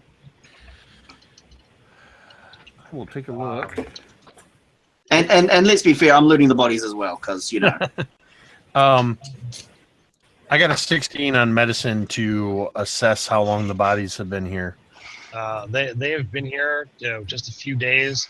There is nothing of value on these bodies. Would you say that they look like, I don't know, cheap mercenaries? They do, in fact. How about that? So pre-looted bodies, that is a concern. Like the spider, I mean, spiders wouldn't just grab they wouldn't just string up people after picking their pockets. They would, you know, they would kill them and hang them up. They wouldn't do that. So I don't know about you guys, but I'm putting 2 and 2 together here and coming up with I think we're going to have to need to do something about this constable of ours. So a voice you haven't heard in a little while speaks up from the doorway. Doesn't look like the constable's in here. Should we get moving on? Yeah, I Wait, just said that. What about... this is the guy? This is the keeper? Yeah. No, the secret door check. That's 1d20, right? I would be Investigation. perception. Yeah. I'm sorry? I would just say it falls under perception. You didn't say. Oh, okay. When the keeper comes in, it scares the crap out of me. I go to throw my dagger at him, then realize that I never picked it back up and go pick it up. What kind of rogue are you to have only one dagger? The other one's still in the spider, as far as I know. Well, if you wish to claim that one, that's fine as well. Okay. So, are you going to any of the other? I would say let's take a look at the door that was right next to this one, the other one on the right. Okay. I'm just gonna like tell the keeper to like maybe not be here. There's death that happens here, and we don't want that death to happen to him. So please go. He replies, I'll stay a little ways back in case you need me for something. To the whoever's looking at the next door, it is also locked. Is the keeper human? Yes. All right, I'll lean in toward the fighter whose name I forgot. I'm sorry. And I'll say, he seems like a wise fellow. We should trust him with his decisions that he makes. Yes, unquestionably. With his brain.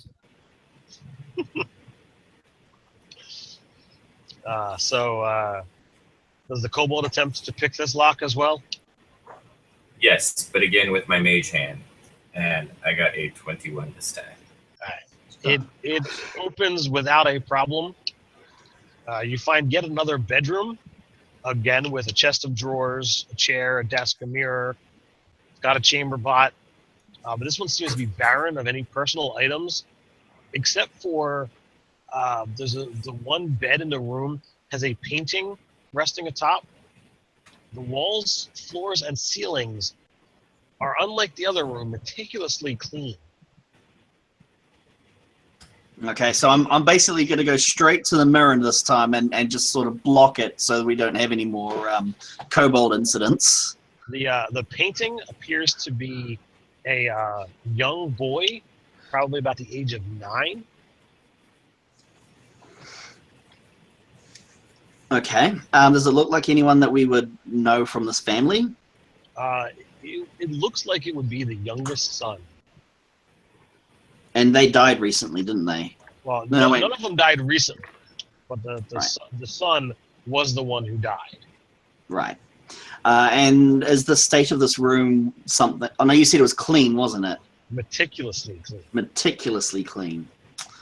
Well, that is a concern. I'm going to point to the painting and just at the kobold and just say, Could you perhaps use your little trick to examine underneath it? I'm quite like this thing where I don't set any traps off. I mage hand away.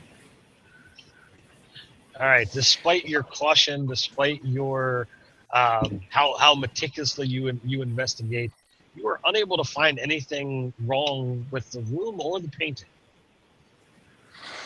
All right. What the? I'm gonna walk over and just kind of peer into the chamber pot. Just like the last room, this also appears to be unused for a very long time. And meticulously clean. Does Athander seem disappointed that it's empty?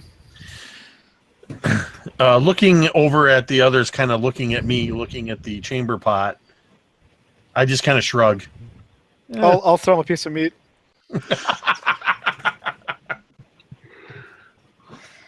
I look at him and go, it's unfortunate. Usually chamber pots have good booty. Otherwise, I'll be standing by the door, and I'll turn toward towards the gatekeeper and say, "You seem like a smart, well thought out person." The keeper did not come in this room. He's outside the hall, isn't he? Yeah, you'd have to leave the room to. Oh, I was going to be at the doorway of the room and talk to him from there. Okay. Unless he's too far away. He did not approach this room like he did the last.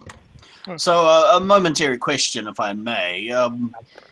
This is not normally what one would consider the furnishings of a resting place. Would you agree? Are you asking the group or to the keeper? It has a bed. Scott, you're taking my conversation. That's what I was going to do. This does not seem to be crypts.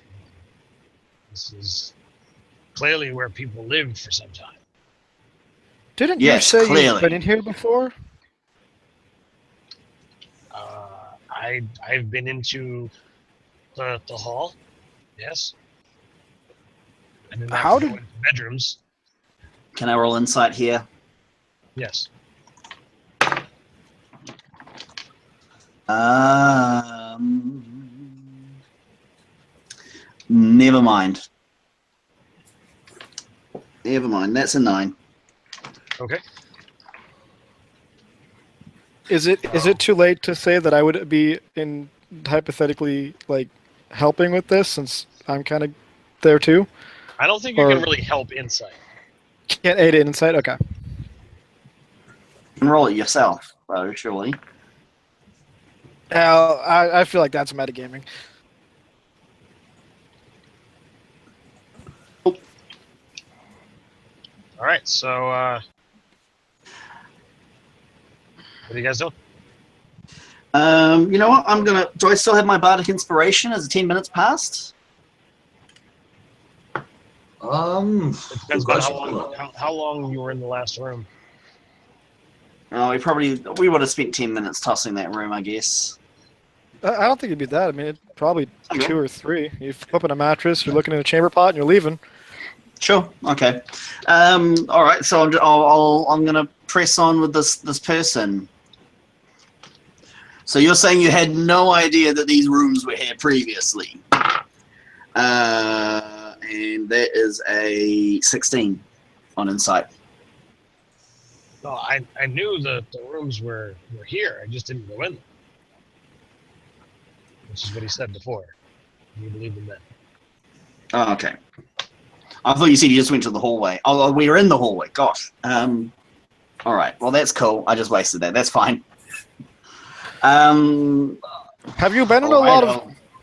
Have you been in a lot of crypts that have personal bedrooms? I sadly have never been to any other crypt besides this one. So, if I may, what is there to keep precisely if you're not? If you're only entering the hallway? He holds up the key that he used to unlock the front door. Well, that's not so much keeping as being a key haver. I mean, I have a hook in my room where I can do that. Wouldn't the people who live in these rooms keep and the gatekeeper? They're I didn't catch that. Said he's the keymaster and the gatekeeper? Oh, God. Oh, no. And I Ghostbusters reference aside, I brought up that wouldn't the people who live here want the key for themselves? Wouldn't they keep that on them? they don't live here anymore. We're speaking of them past tense at this time, my friend. They have moved on from living. How long have you been a keeper here? Years. Actually, I mean, yeah. I've been alive for years. That doesn't tell me much. How long is years? Shouldn't we 10? Shouldn't we be looking for the constable? How many more doors are in this room? 2. Two more doors, and then the hallway. Well, they're interrogating the crypt keeper. I'm gonna go over to one of the other doors. I'm going to go with you. I Look. think he speaks conventional wisdom. We should be moving on. While you were interrogating him, though, I was bored and sneaking pieces of meat out of your pouch. All right, so when you Get past my investigate, bear's perception. It's an 11 on sleight of hand. so the bear noticed, and it's trying to get the meat from your hand. I'll share it. 1 for you, 1 for me. 2 for you, 1, 2 for me. So when you go to the other side, if you start at the door closest to where you came in, that door is unlocked, and it seems to have had actual recent use. The previously settled dust is disturbed, and muddy footprints mark the floor. Someone has clearly been using this room. We should have gone to this one first. It was the gatekeeper and the key holder. Actually, I'm just going to be like, go to the gatekeeper. Mind if I see that key for a moment?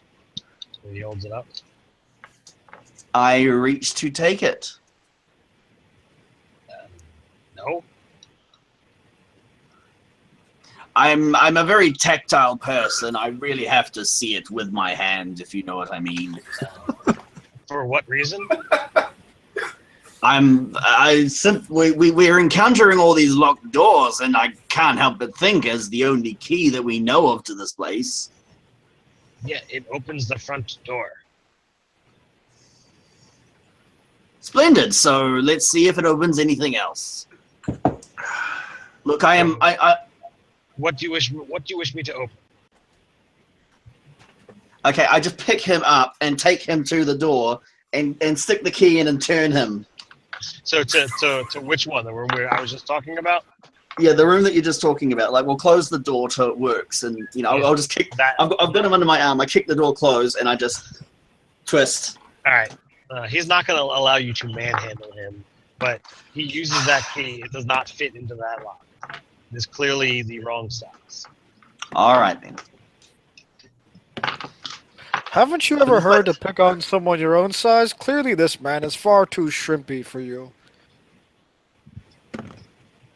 Well, it's not really my fault about that now, is it? I'm going to open the door. It's far too late in life for a growth spurt. I'm not really interested in waiting around either way. What was that, Jake? I'm going to open the door back up that he closed for his demonstration, and I want to check out this muddy footprint used room. Okay. Are there any other muddy footprints in the corridor? No. And Just out like of the other rooms, there are 3 beds, a curved desk, chest of drawers, a chair, a desk, a mirror, and a chamber pot. But unlike the other ones, this one has seen recent use, as described. Somebody check the chamber pot. Lewis is going to be standing outside the door, just kind of on point with his bow ready. Quick check. Those muddy footprints, are there any muddy footprints of the hallway? There's not. Would you say that they are meticulously clean? No. Oh. Right. Wouldn't mind. s- Well, Checking for secret doors again. You do not find any in here. Don't find any. Correct, sir. Again to the keeper, I'm just gonna say, and again to the keeper, I'm just gonna say, and where was it that you left them again when you brought the constable and his aides along last time? I left him, here in the hall. Do you know which door they were interested in first? He points down the hallway, away from the last door that you guys haven't investigated. He says they went off this way and off to the left. Still think we ought to check that last door. Yep, might as well. Did we have anything at all that belonged to the constable? Oh, I'll turn to him and I'll say, do you have anything that the constable had owned? Like maybe those shiny gems? I don't know whether you would say he owned them. That's what he paid me for service. Did he touch them? Yes. That'll do. Pull them out. He pulls out a couple of the gems. Lewis grunts at Shard, and Shard starts to sniff them. I'm just kind of going, oh, why was it that as he gets the gems out, I'm going, that one looks like a rock. I won't say it out loud. I'm just like thinking, what kind of foolish keeper is this that he would allow himself to be paid with a rock? There goes my whole plan. Now Shard's only going to smell the rock. So he sniffs. Luckily, I didn't touch it. He sniffs the stuff in the guy's hand, and he's walking in circles around the keeper. Perhaps having it been on his person for several days, hasn't really, been able to keep the scent of the constable. So Lewis is going to get gatekeeper stench on it. Lewis is going to get walk uncomfortably close to the gatekeeper and look right into his face and go, "Are you the constable?" No. I don't know about sure?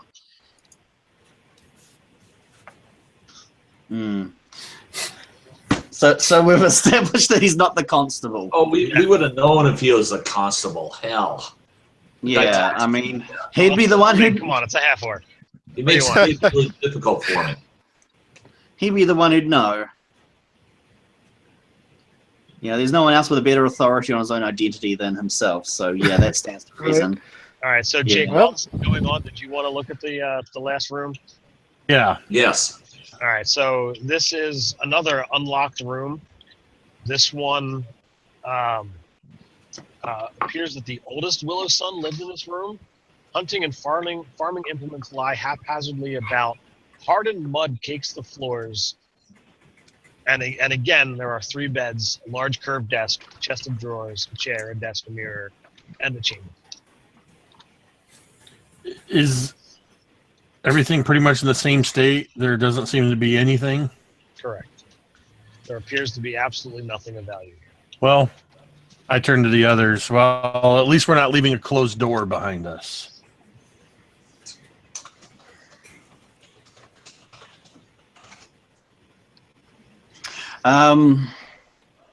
So, and which door was it that? Sorry, when the keeper said that we examined one of those rooms, it was the first one on the left, the first room that we went into, right?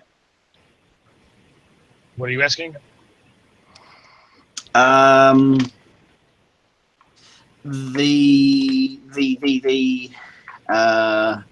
first door that we went into. Sorry. I'll start again.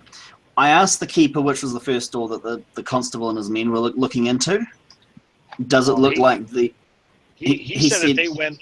He said that they went beyond these rooms through the hallway that you guys have not gone through, and he went off to the left. Yeah, we're the only Okay. ones foolish enough to trespass. Is there anyone who's skilled enough in nature to maybe sort of have a look at the mud in the muddy footprint room to see if if it matches the mud outside or if there's something else that's happening? No. Although if it's human, I could probably do something with it. Ranger would have the best chance at this stuff, not me. I don't think mud is human.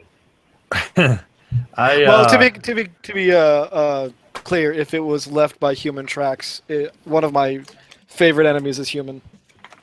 It's a boot. Who knows who's wearing it? Yeah, it's Fair enough. all right. So do you It's wish another to do spider with human boots, 8 of them. Do you wish to do anything else with these bedrooms, or do you wish to continue on? Let us go down the hall. Can Yeah, I let's make go a down the hall. performance check? Can I make a performance check to attempt like I know what I'm doing and pretend to track? You can always do that. Oh, come on. 11 Chirgan plus is 6. What was that, Mike? So, 11 plus 6, so 17 to pretend. Okay, so the kobold takes point and gives a startling performance about how skilled at tracking he is. And do you wish to do it, or do you want to just go with the die roll? I'll go for it, yeah? Yeah, go for it. What am I doing? Well, since you're making this up, make up whatever you want. Oh, I just start walking into the wall, following the tracks. into Like the wall. wherever they're pointing at, I walk straight, and I will continue to walk into the wall like I'm doing the best job ever. So you walk into the next room, and you walk straight. Everything in this area is covered with a fine patina. The floor crackles and pops like rice paper at the slightest pressure. It is obvious no one has lived here for years, despite the beautiful furniture. Carved from a fruit tree wood by a skilled craftsman, quite valuable. There are some footprints that mark the floor. He chimes up at the obvious footprints and says, clearly this is where the constable has come this way, and he shows it going off to the left, and he says that's the direction we should go. So sorry, was there? Did you say that we've gone down the hallway and there was a fork in the path? We're at what appears to be a master bedroom. There's an alcove to either side with a large bed in either way, but in front of those beds, leading off to the right, there's a doorway, and leading off to the left, there's not a doorway, but a hallway, and off to the left, there's another hallway. The footsteps lead off to the left, and that is where the keeper is directing you guys. So the keeper's directing us to the left. Let's follow this obvious trap, you guys. Okay, It's going to road. the left. It stands to the Get a crawl on your To be hands. clear, and knees. I'm not looking up at all. I'm looking straight down at the tracks and following them.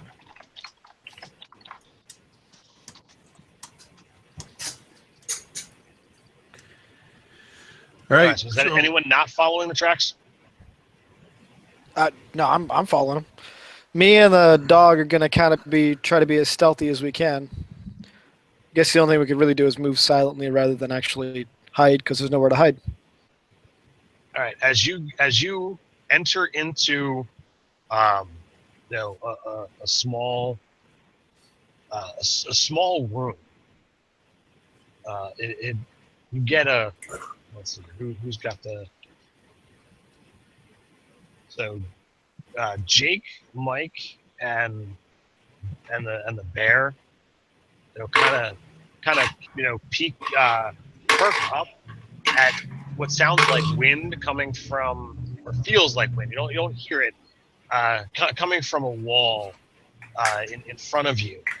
It is, there's clearly, something back there that shouldn't be. As you go to investigate, you wind up seeing a passageway that looks carefully hidden into a more rough work stone, as opposed to the hard work stone that you guys have been in. What'd you find? There's a good boy. And I'm going to go to reach to give him a treat and find my bag is empty. What? Have you been sneaking treats again? Bad dog. Go lay down. I'll flip him the piece of meat that you threw at me earlier when I checked the chamber pot.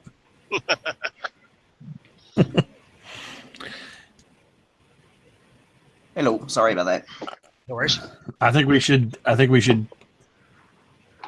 take a closer look and head down this obvious secret passage, or well-hidden passage. Sorry, pointing it out to the where are we others gone? that didn't see it. I was in the last I heard we were in the master bedroom. You went off to the left and have stumbled upon a secret passageway of rough work stone, as opposed to hard work stone of the nice rooms that you've been in previously. So as you begin to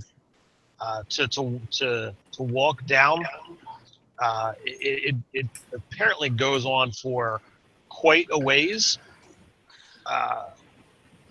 You wind up finding a room filled with various kinds of small insects, and you can only gather that this could be possibly used as a feeding ground for the large spider that you encountered previously. But the passageway does continue until it actually opens up into a large room. You find yourself standing in what is clearly a mine. In the staging area containing mining picks, tools, scraps of wood, rocks, and several hundred feet of decaying rope. Mine. I'm going to look with confusion at the cleric and say, do you often have mines in your crypts? Is this normal behavior? This is not normal. Is the keeper still with us? You look back, and he does not seem to be there.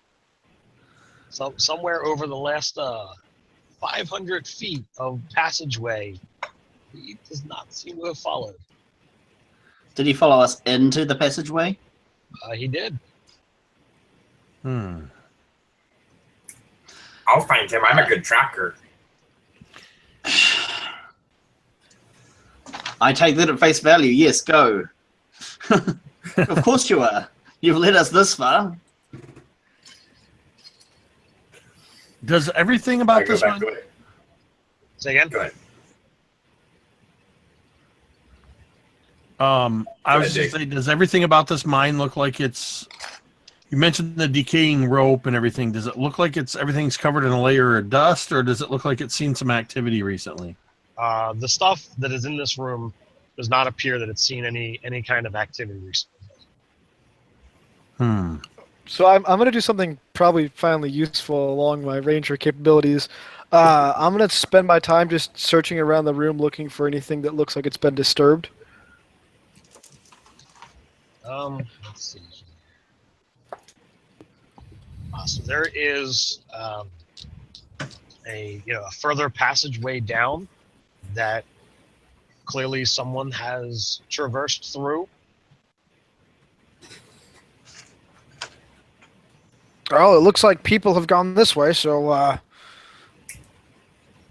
Maybe grab not a pickaxe. people, Let's go. If not people, at least person. I was just gonna say that. You're a good tracker too. Well, thank you. Are you breaking the fourth wall there, Kobold?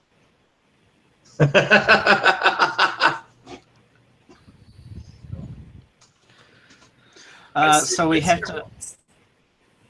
So we have to climb down a thing and carry along. Where do they go? There's like a sloping passageway, ramp, whatever you want to call it. It's not stairs, but it goes down. At this point, I'm gonna insist on taking point, torch and shield up, and we'll go that way, I guess. All right, so you find yourself in a much larger room. Numerous pails and small cars filled with rock and crystal can be found here. Clearly, it has been rummaged through for anything of value long ago. The spring water has dwindled to a trickle and is no longer sufficient to clear the slime that is seeping in from areas to the left and to the right. The stone stairs are lined with wood, but are still very slippery due to the slime. Mm-hmm. Watch the stairs. They're slimy. So you can go to the left. Of course, I'm going to watch this. Oh! No. You can go to the left or to the right, but there's like large puddles of this slime that appears to be seeping around, or there is a set of stairs directly in front of you.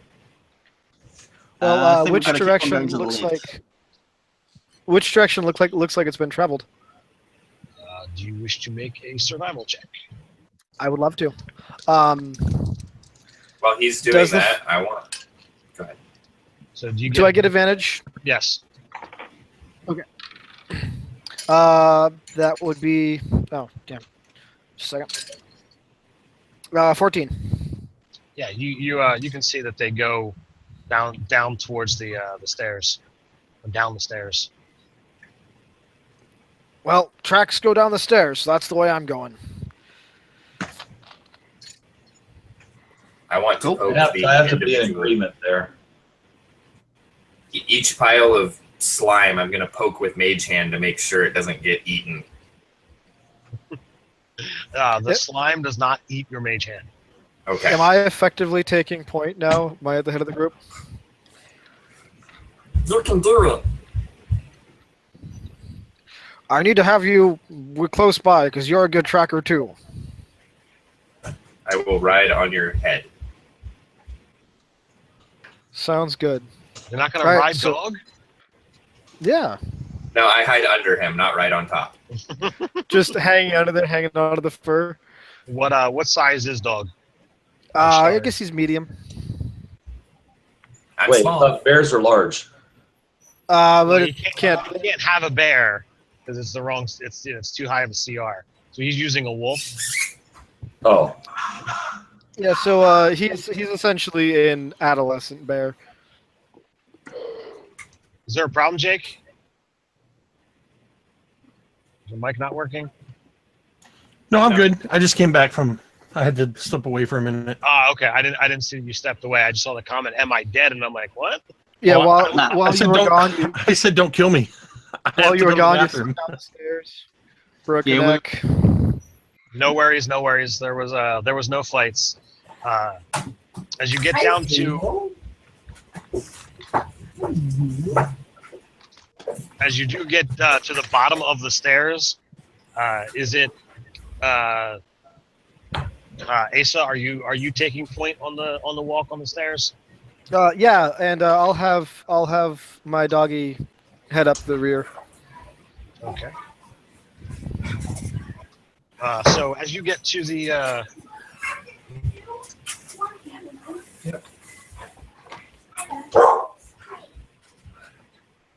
as you get to the bottom of the stairs, you are somewhat surprised as two spiders are basically lying in wait for you guys. Maybe the ruckus that you guys have been causing up above the conversations that you've had, but they are there and they are clearly waiting for you guys. So if you'd like to roll initiative, we can see what winds up transpiring. It's because we were arguing about different tracking techniques. I can imagine. Should have been arguing about stealth techniques. We even had Pass Without a Trace. Oh, that's right. I did roll the stealth check and put it in the chat, but then we were arguing about stuff, so it really didn't matter anymore. Oh wait, do we still have Pass Without a Trace? Yes. Then please allow me to revise. Oh wait, we're rolling for initiative, not stealth. It's actually 12, not 22. My bad. Oh, for Pete's sake. Yeah, no, what am I doing? Yeah, okay, so it was actually the first number. It's 9. I'm an idiot.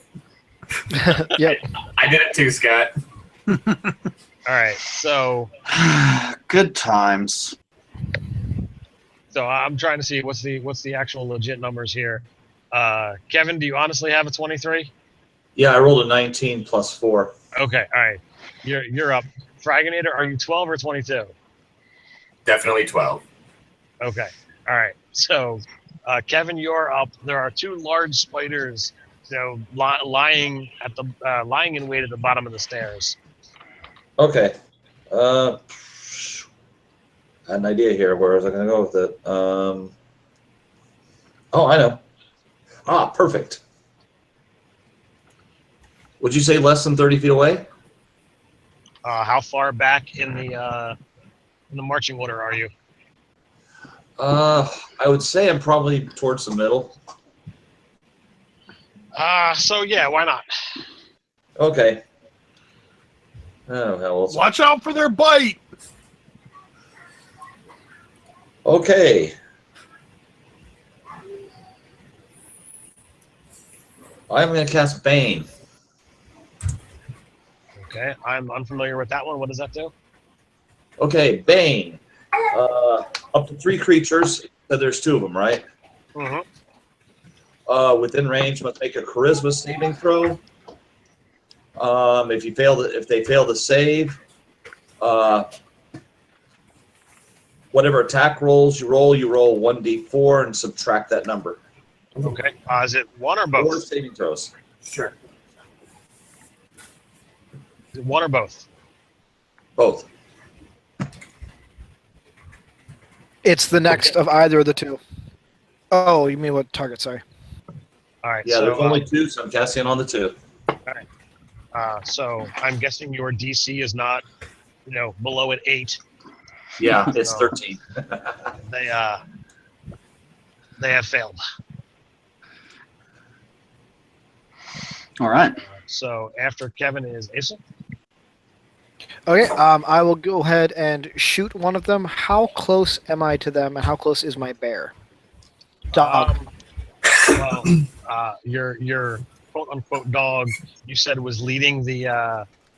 He's at the end of the leading group. up the rear, so he's probably 30 feet away from you, and you're probably 10 feet, 20 feet from them. Okay, so he's got to move at a 40, so he can make it to them if he can make it past everyone else. Mm-hmm. Okay, my arrow shot is a 15. I believe that misses. 15 is going to hit. Oh, okay, cool. These do not appear to be the same brand of spider you had seen earlier. Thank goodness. Okay. So my first shot is 6 damage, and then my bear will advance. Oh. Left How or do right? I want to do this? Me and my bear are both going to advance on the one that I just shot. And then as a Left or minor right? action, I'm going to left. And then I will stow my bow Okay. as my minor. All right. And this is that again brings- like we're going to be right up next to it in melee range. Yep. All right, Mike, you're up. Can I do a 15-foot cone that only hits the 2 spiders? Yeah. Okay, I would like to cast Color Spray then, affecting 38 hit points worth of them. What does that? It blinds them for 1 round, so everyone will have advantage to hit them. Okay, so if they have more than 38 hit points, they're fine.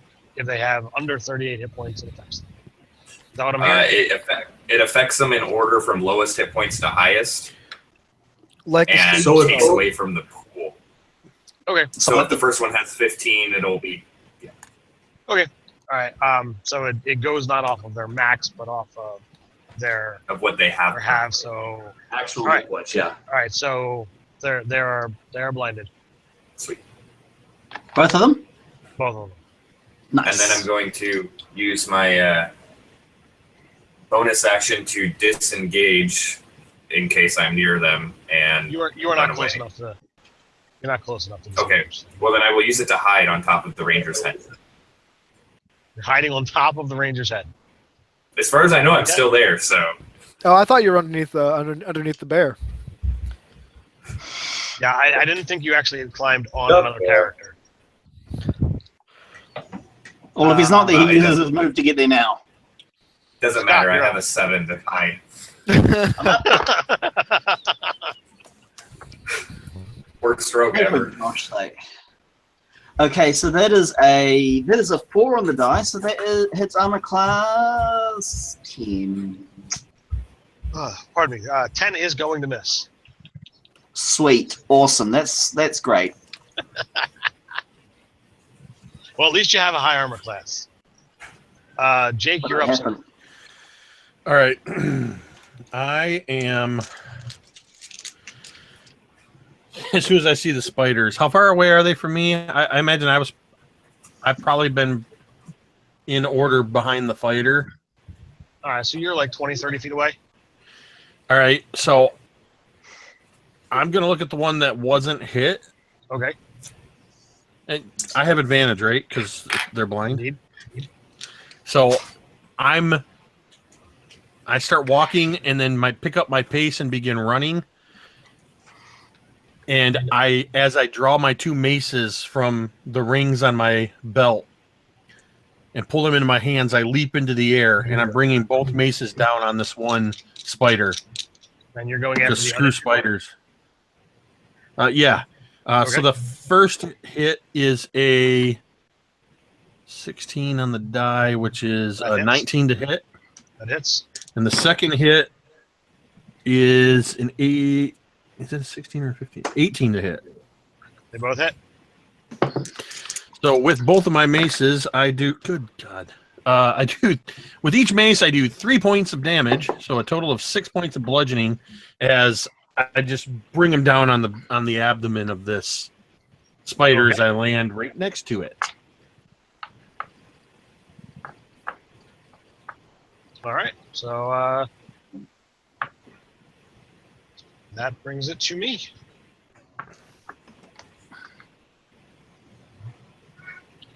All right. Well, they're gonna go after the ones that actually damage them. So That's me. we're gonna go after Asa first. Oh, hang on. If they were blind, did I get advantage to attack them? Yes. Ah, bollocks. Oh, well. So a 12 is gonna miss the ranger. And if you guys didn't already have advantage, you'd have advantage on that because that was a horrible roll. So we are back up. Remember, you got a 1d4 minus. Well, I already missed, so I don't need to roll any further. Don't even have to worry about it. They're all right. blinded and baned, and they missed. And, yeah. So you're up, Kevin. All right. Are the 2 spiders within... If I was to get up close, would I be within 5 feet of both of them? If you stood between them, you can be within 5 feet of both. All right. I'm going to get myself in that spot. And I'm going to thunderclap. Okay. Thunder Constitution saving throws for both.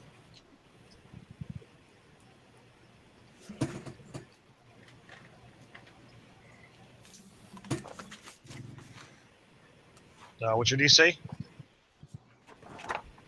Is it 13? Let me look. Yeah, it's 13.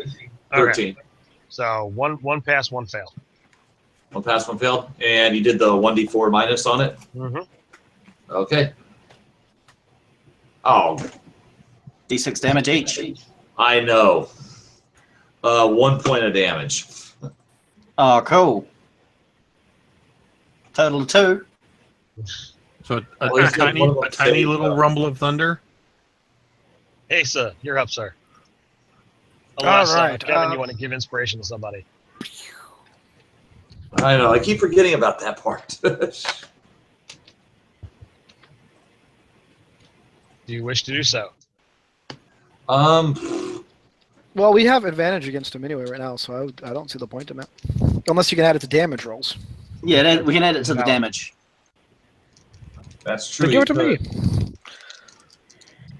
could. All right, I'll toss a bard. I'll toss the inspiration over to the ranger. Okay. Same thing as last time. I'm going to draw both my short swords and do a hackety slash on this guy. First advantage roll is... maybe I will use the bardic inspiration for this one. Because right now it is a 12, but if I inspire it, it will be a 17. 17 hits. And then my second roll is for my offhand, which I have the 2 weapon fighting, so I get the thing. Nat 19, so They both hit. they will both hit. 2d6 plus 6. That's 13 points of damage. You kill it. All right, so a similar thing. I'm just going to bring these 2 right up underneath its neck into the into its brain, and then I'm also going to chop off another one of this one's little fangs. Okay. Pocket that. Mhm. And then my bear is going to advance on the other one. Okay. I guess I will Mike, too. Mike, you're up. All right, since there's people next to it, I'm just going to attack. Yeah, this thing is kind of surrounded at this point in time. Never mind. I'm not going to attack. I You rolled have another advantage. natural one. Do I? You have advantage because it's been blinded. Okay, well, 9 plus. Now, I don't think is a 14 going to hit? It does. Oh, perfect. 8 with sneak attack. It's 8. Wah, wah. All right, so describe what your dagger does. Barely pokes it, but just enough to rupture the sac of its abdomen, and all its contents spill out onto the ranger's feet. Hey, So the you got to take a trophy. You just killed it. I'll start gnawing on its leg. its foot leg. Yeah, It's It doesn't feet really with all have the boots. It's wearing 8 boots.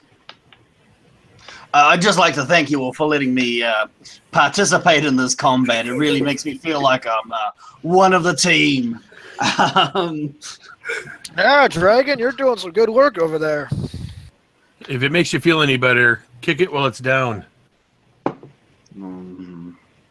I'm normally opposed to those sorts of things, but I suppose it would make me feel better. And then I'd give it a punt.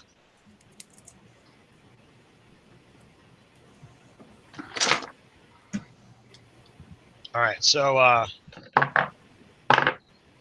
my gosh. so from here, there's a passage off to the right, to the left, where you can continue forward. The slime does appear to be getting thicker down here. They're covered in slime as thick as mud, about 2 to 3 inches deep, making travel unsafe. Anyone attempting to move faster than half speed in this area, has the chance of slipping and falling. I I'm take that as gonna a challenge. I'm gonna reel back on the rest of the group and bellow, "You all need to learn to be quieter. There's a reason why I rub ash on your face. What? Oh, Quiet down!" So you yell, quiet down. Exactly. Yeah. Awesome. Yeah, it's not like anything within 100 feet didn't hear the thunderclap. Right. And then I am going to continue through the path that that has been used. Do we need to make another check for that? Nah, that's fine. So you would continue forward. Okay. I am going to be kind of try to be stealthy, if that helps. So as you continue forward, your nostrils fill with this nauseating smell. Sorry. I need you guys all to make Constitution saves. Oh, those are my favorite. Yeah, I do still have inspirations. Let's see how this goes. 20, 20, 20, 20. All right. 16. I'm using my inspiration because a 3 is not going to cut it. Yes, Mike, I see Nat your 20. screen. What a waste of an nat 20. Hey! What do I you got? suddenly feel strong. I got a 22. I feel the over-rolling. What do you I'm got, doing Scott? better, though. It's a 2 on the die. And no inspiration. All right. So anyone that actually got below a 10 has disadvantage on D20 rolls. Make it everything but initiative, we'll call it. And you're going to make that check at the start of all of your rounds. But the slime tends the slime begins to bubble and churn as another spider erupts out of it. Asa, are you still at point? Yep. So it comes in at you. Looks like it's going to hit here.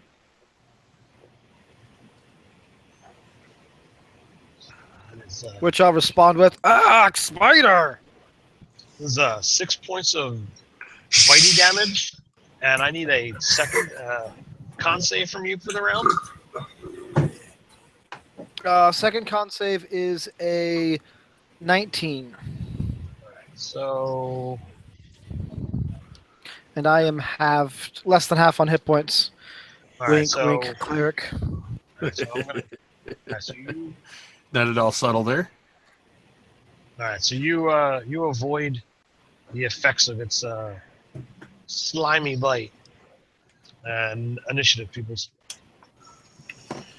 I don't know what you're talking about, Jake. Subtly has been my game tonight. Let's see.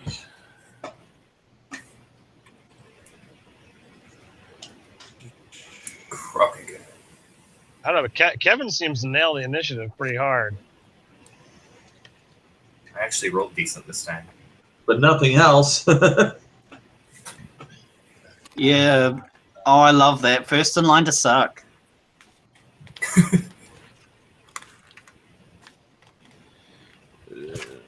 So, Asa, what's your dex? 3. Well, it's +3. It's a Plus 16. 3. Okay. All right. So all of you guys are going first. My So dex we is have- not 3. We have Kevin, Mike, Jake. No, Scott and Jake.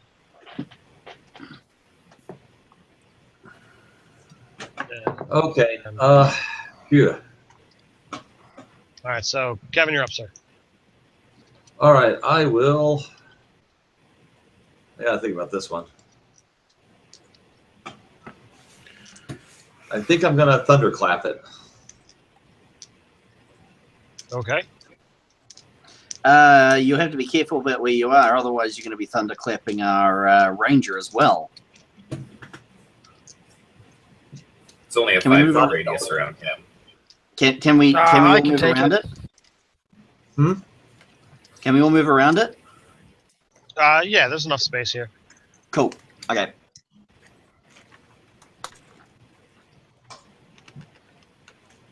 Well, it's gonna be 4 points of damage unless he saves. And it is what kind of save? Charisma. Thunderclap is charisma. I thought that. Let me look again. Constitution, I think. Con. Yeah, you're right. Constitution. Okay. Yeah, DC 13. All right, so it fails. How much damage? 4. Starting off I with 4. like charisma. The spider just looks at you with like the cute little puppy dog eyes, and you're like, nah, I'm not gonna thunderclap that. Mike, you're up. All right. I would like to get within 10 feet of it and Okay. then fall on the ground and go, "Oh no, please don't kill us. We will do anything." Ah, nice. And then when it looks Why did I Wait. do that? when it looks at me really confused like, I'm going to run away. But that's my grovel, your action? cower, and beg action. So I cower pathetically, and allies have advantage on the enemies. Okay then. Yep. Well played. Yep. Good one. Scott, you're up, sir. I'm going to move around. I'm going to swing a sword, and I'm going to hit it. Assuming a 24 hits. No, 24 missed. No, yeah, it hits solidly. You doubled its armor class. All right, and that is an 11 on damage. 11 damage. All right. Yeah, with the old longsword. Jake, you're up.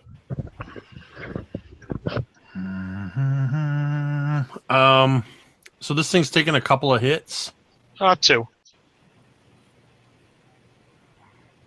It's taken 15 points of damage already. Very much not liking these spiders. So I'm going to double mace this bastard. Whoa, that's 2 19s. So that's 22 to hit for both hits. Again, doubling their armor class. So that's going to be 6 and 4, so a total of 10 with the 2 maces. Okay. Some considerable damage there. Asa. All right. I didn't specify weapon change, so I assume I still have my swords out. That's fine. Okay. That's wonderfully not good. So I have advantage with my attack rolls, right? Indeed. Okay. Because My somebody first roll growled. is my first roll is an 11, That hits. and my second roll is a higher than that. I think Scott's falling asleep. Wake up, Scott! No, I'm here. Total of 12 damage. All right. Well, you keep stealing all the thunder. Please describe what happens. I'm gonna hold my swords up and look right into its spider eyes and go, "You do not make good dog." Right in the eyes. And then I'm Now, gonna Beer, chop that off makes another a good mandible. What's that? Beer makes a good dog. Bear makes a great dog. Quick question: is it the same mandible every time? Like, do you have a like you? Always the left. It's always the left one. Okay. I think it actually makes it worse that you're targeting the same one. Like, if you're just going for a random mandible, I would have gone, yeah, that's cool. But yeah, this is getting a little bit creepily specific. Well, you gotta have a trophy. Everyone's got a hobby. It's All right. So it's do you like guys? when you kill a human, you always chop off the left pinky. Yeah, I mean, what? Do you guys continue forward? Yeah, I do. Yes. I'm just gonna like turn to Acer and just like, are you okay there, old boy? Oh, I'm having the time of my life. How are you feeling? Oh, I got a couple of bites. I'm bleeding a little bit. How does everybody look? I'm a little pale. I'm gonna, as we're continuing on, I'm gonna cast Cure Wounds on the Ranger if he's the only one that needs healing. Yeah, I'm very not much to worry about. Like, I've got to say, I'm a terrible player. No matter what I play, I usually go into the tank role. So as I mutter some words and just kind of run my hands across your wounds, you can have You can have 11 hit points back. No, it's not an All excuse to run your hands across the half-orc's body. It's not done in a caressing manner. Hey, Just to cup them and Good tell them to guy. cough. And Mark. Do you guys continue your travels? Yes. yeah. All right, an archway, an archway stands before you, leading into a square room, 50 by 50, with dozens of exits on the floor, ceiling, and walls. But where do they go? I have A a bad massive feeling about spider can be found lurking in the back of the room. This abomination has a captive weakened before it. Whoever it is apparently in need of aid or healing, or could clearly die. What do you do? Shouldn't have wasted the healing on me, cleric. I've got Nicely done, more. Wells. Now, this figure is kneeling in front of this giant spider, like right in front of it. Yes, it's not kneeling; it's lying there incapacitated. And does the spider not appear to see us? It's aware of your presence. And you said this room's 50 by 50, so given that we just came in, it's probably 50 feet away. If you're at the archway, I would say it's probably a little past the midway point, so 25, 30 feet away. And we're in relation to us as the person. It's literally right in front of the spider, so 5 feet off of that. I'm going to turn to my party. Well, how about this? How about we roll initiative and see the order in which we act? Fair enough. Already got something in mind, so 6. And I roll a 1. All right. Second natural 20 of the game. Never on combat rolls. we're wasting them on initiative. Right? All right, we got one. That's one where all more. the good rolls are going. What am I waiting on? Scott, you rolled a 10? I did.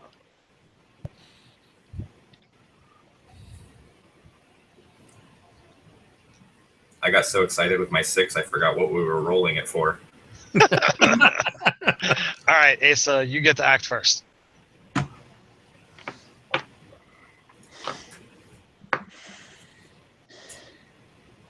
Muted. Sorry, I was muted. Did you say it was 50 feet away? You're about 30 feet away. Okay.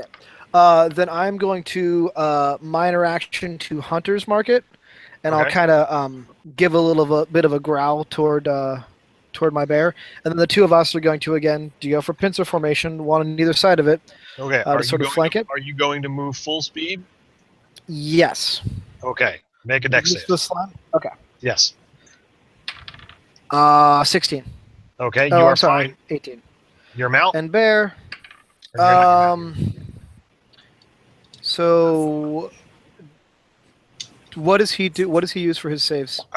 His dex, and unless he's Oh, I gotta look him up. There. proficient, then if he's proficient in it, then you get your bonus as well. But Give me 2 seconds. I did not actually keep up his stats nearby. well, had you backed the Kickstarter for the the wild beast companion, you could have a card with the companion's information on it. So disappointed in me. He got a 12. All right, so he has actually slipped and fallen prone, so he Okay. will not be able to join you. I will not notice as I move in and go ahead and strike this spider in the back with both of my attacks. Okay. So first one is a 21, and second is a 13 The 13 is going to miss. The 21 will hit. for 9 points of damage as I just come up and stab him in the back. Rawr! -9. Okay. Kevin. Then I'll look behind me and realize I left everyone behind and go, oh, this could be bad. So I have a question before my action, but I'll wait till I get to it. You are up, Kevin. Okay, so if I class Cloud of Daggers, I know what that does. 44 damage, and at the start of the next turn, if he's still in that spot, he takes it again. Now, if I do a bonus action as a spell, do I lose that? It's a concentration spell. The only way you lose that is if you take damage and fail your concentration check, or you cast another spell that does concentration. Or you read a spell. It reminds me, I forgot my Hunter's Mark damage. Do you wish to roll it? Okay. So Yeah, since that's a conjuration, since it's a concentration spell, the other spell I was going to do is an evocation spell. So you're saying yes, it would stay on the target. Yes, but you wouldn't be able to cast both in the same round. Okay. All right. Well, I'm going to cast Cloud of Daggers on the thing. Okay. That's 44 damage. And the damage for the Hunter's Mark is another 4 damage. 13 points of damage. About time I got a good roll. Okay, and my bonus action is going to be Healing Word. You can't cast Cloud of Dagger and Healing Word. They're both spells. Oh. Yeah. I guess that.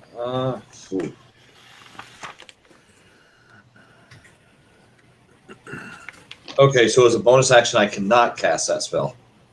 Only because Cloud of Daggers is not a cantrip, so you can't cast 2 spells in the same round. Yeah, didn't think of that. Sorry. Okay. I'm going to get in front of him in my turn, so there'll be some defense happening. Okay. Well, that's an action. I can't do any of those things. So okay, shoot. That would change a few things. All right. Well, that was my action. I cannot do any. Wait, yes, I can. I can do Bardic Inspiration. Of course, that's the last one I think I can use, right? Yes. Who do you wish to inspire?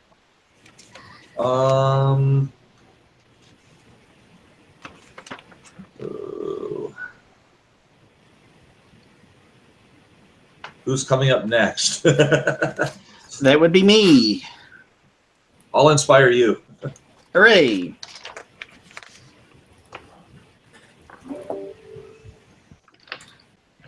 So it's my turn? Not yet. Oh. So the creature lashes out at the half-orc for 9 points of damage.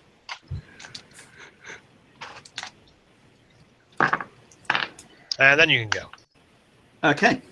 I'm going to go full movement towards the thing, so it's a dex save, isn't it? Yep.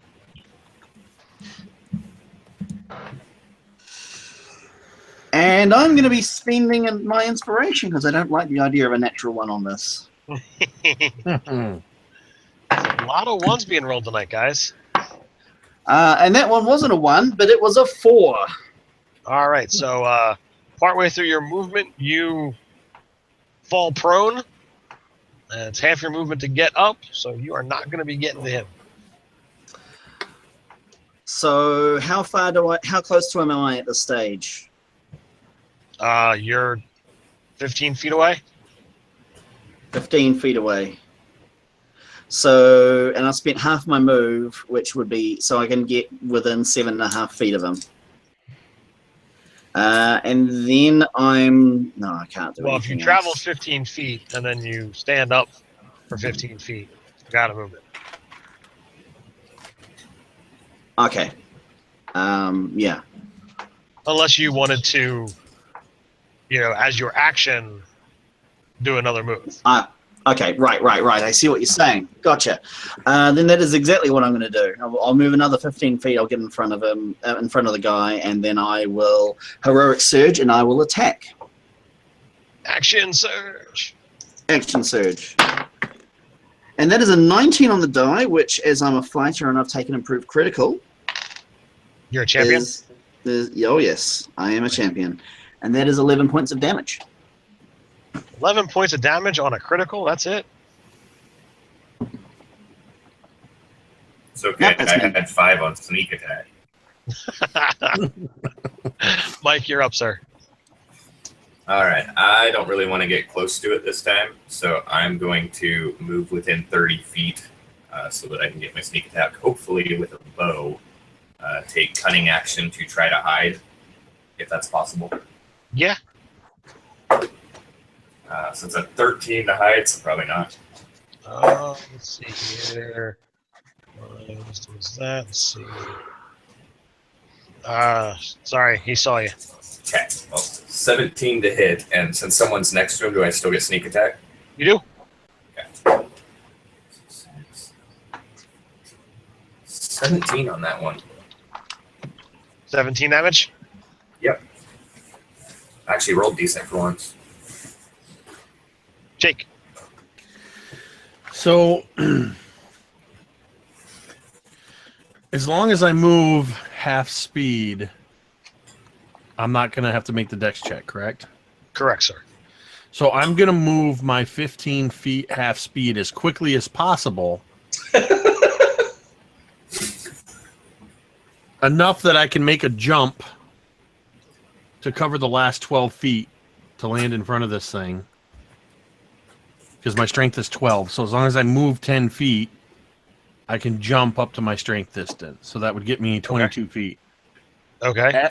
As I'm leaping through the air, I'm calling on the goddess of trickery and illusion, Liara.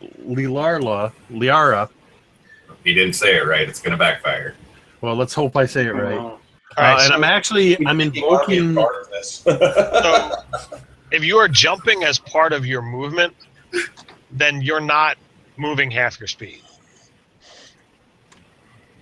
If you're trying to move, cover 30 feet, and cast a spell, I only have to move 10 feet to make the jump.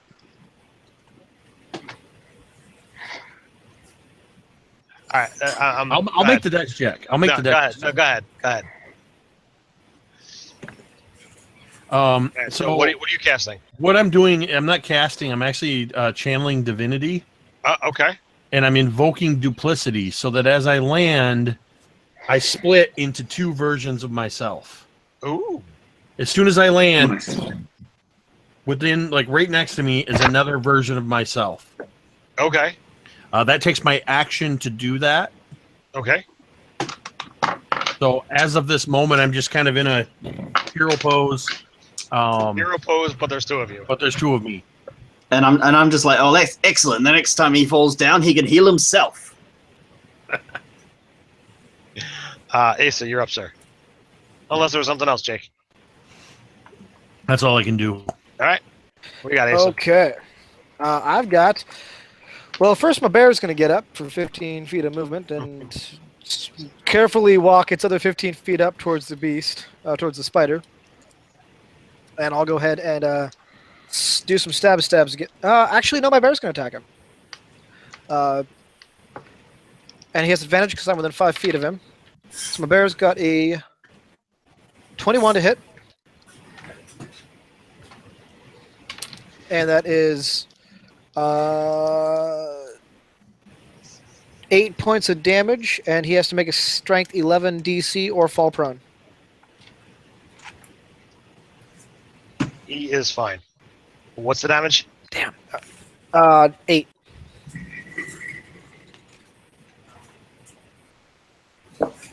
Okay. Relying on that measly strength check of 11. Kevin, you're up. Okay. Well, shoot, I'm out of 2nd level spell slots now. What's a 2nd level spell slot look like?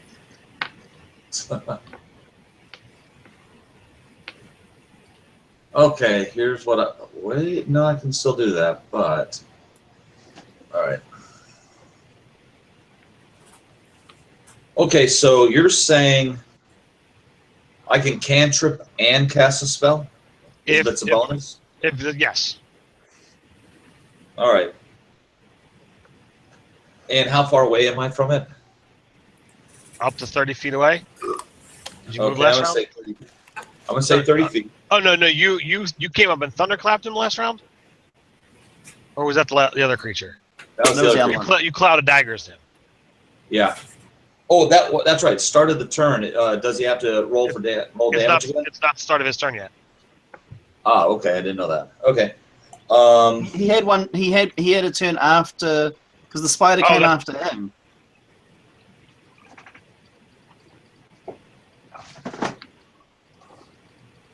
Yeah, I'll so I go. Okay, go ahead. yeah, I'll roll it. What spells are you casting? What are you doing? Okay, well, the spell I'm going to cast on this one, but is that going to cancel out the cloud daggers if I cast another spell? Wait, you said it doesn't as long as they're not the same type. As long as it's not concentration. That's nothing to do with the school. It has to do with whether the spell is concentration. All right. Ah, damn it! True Strike is exactly as concentration. I can't do that. Okay. Well, in that case, I'm 30 feet away, and I can only go half distance. I can only get 15 feet closer. Oh. All right, here's what I'm doing. I'm going to cast Healing Word as my action on the guy laying right by him. Okay. It's a bonus action to do healing word. Okay, I'm going to walk 15 feet, then I'm going to cast it. Okay. All right. So he took 11 points of damage from your things last round.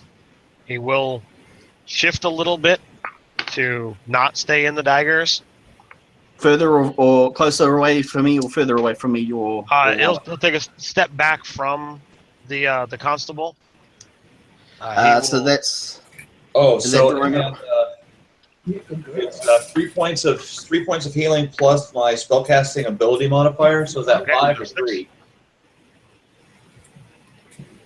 So he opens his mouth, and a swarm of flying spiders comes out. So who wasn't in melee with this guy? Ooh, me. Me too. How far away were you, Mike? 30 feet. And you came to 15 feet away? I did. Okay. So everyone but Mike, please make a Constitution saving throw. Okay. I've got an 11 from me. 18. And much higher for my bear. 11 plus what, Constitution? 12. Why was Constitution my dump stat tonight? My bear is a 17. I got a 3. Okay. So anyone who got below a 15 takes 28 points of damage. Poof! My illusory Yep, self disappears as I fall to the ground. Yeah, same here. Well, I don't have a loser. Wait, you said 28? 28. Okay, that's on. Never mind. I'm just down. I thought you killed me already. I don't think I was doing enough damage to outright kill anybody. No. It would have had to been like 42 points to take me out completely. Yeah, that swarm of insects knocks me down to negative 12. My bear's fine though. -1. Hey, Ranger, shut your dog up. Hey. All right, Scott, you're up. Quick question: These flying spiders, are they flying above us? They came out. Shut up! They bit and Who was that, babe? disappeared. They didn't- disappeared? Yeah. Oh, what? Okay. I'm going to keep an eye on the spider and see if it does that again. And I'm going to swing my sword. Was there half damage on a save? Yes. So okay. 14 if you passed. My apologies. Now everyone get mad at me. Did you This is use not your bad. inspiration yet, Scott?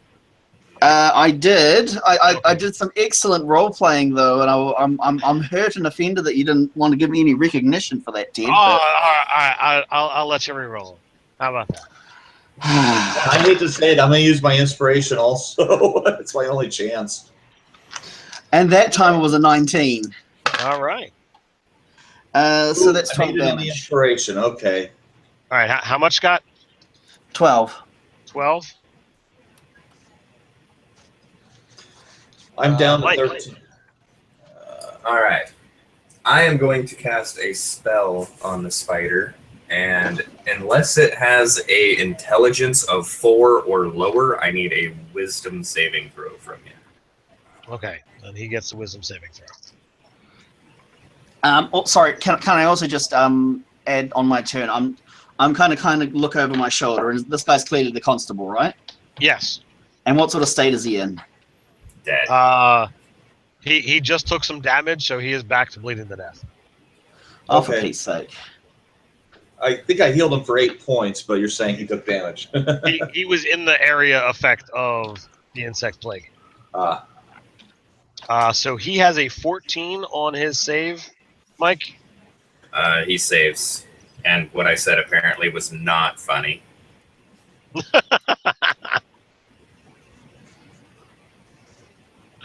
And then I will take my bonus action to attempt to hide Okay. with another 9. Jake. So I guess that's a death saving throw for me. Indeed. And that's a 5. So that's Okay. one death That's fail. one. Art. Asa, you down as well? Yes, I am. Let's get that death save. Oh, that's a 6. All right. Racking And them up. unless you wanted to take control of my bear, I was just going to have it grab my character by the leg and just kind of drag him away from the spider.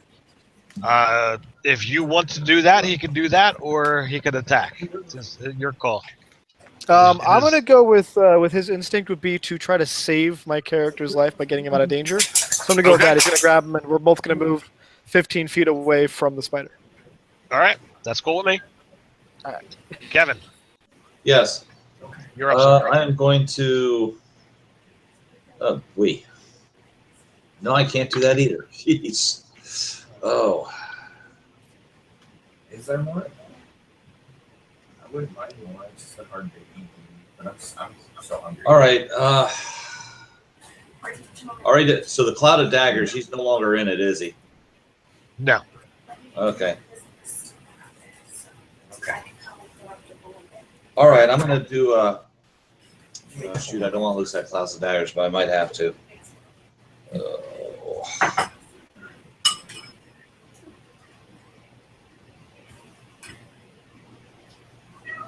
Oh, shoot.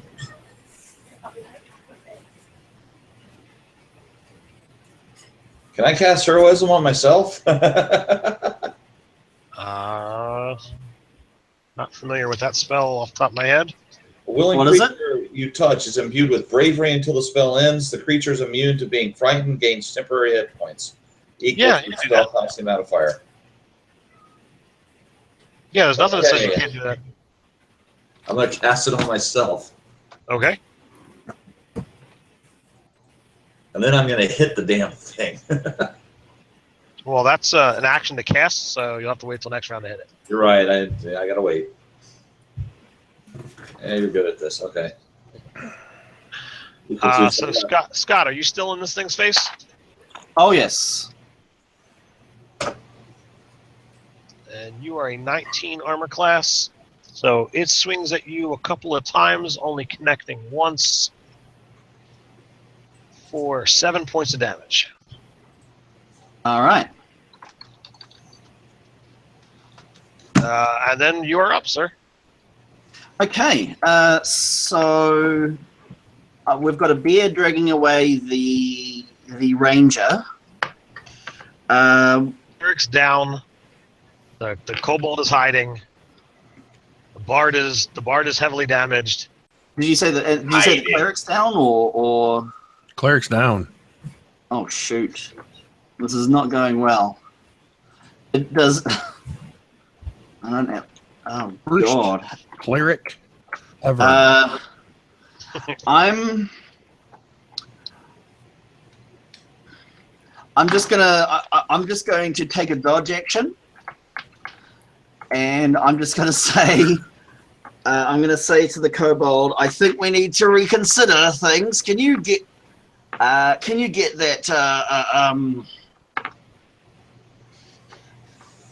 you get a cleric out of here, please?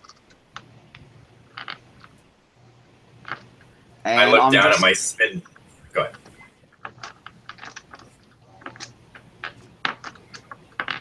And I'm basically just I'm basically going to try and sort of make sure the spider's paying attention to me and not anyone else. Okay.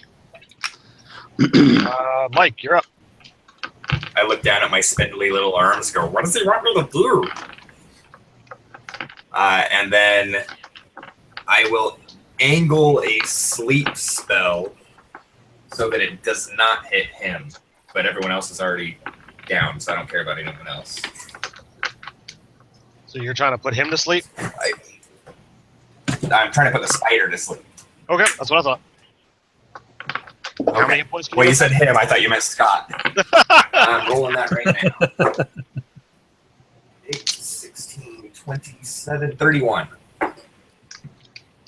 Let me just make sure. He does not seem affected. I go ruh-roh, and... Would you like to make an Arcana check? Sure. That'll be fun.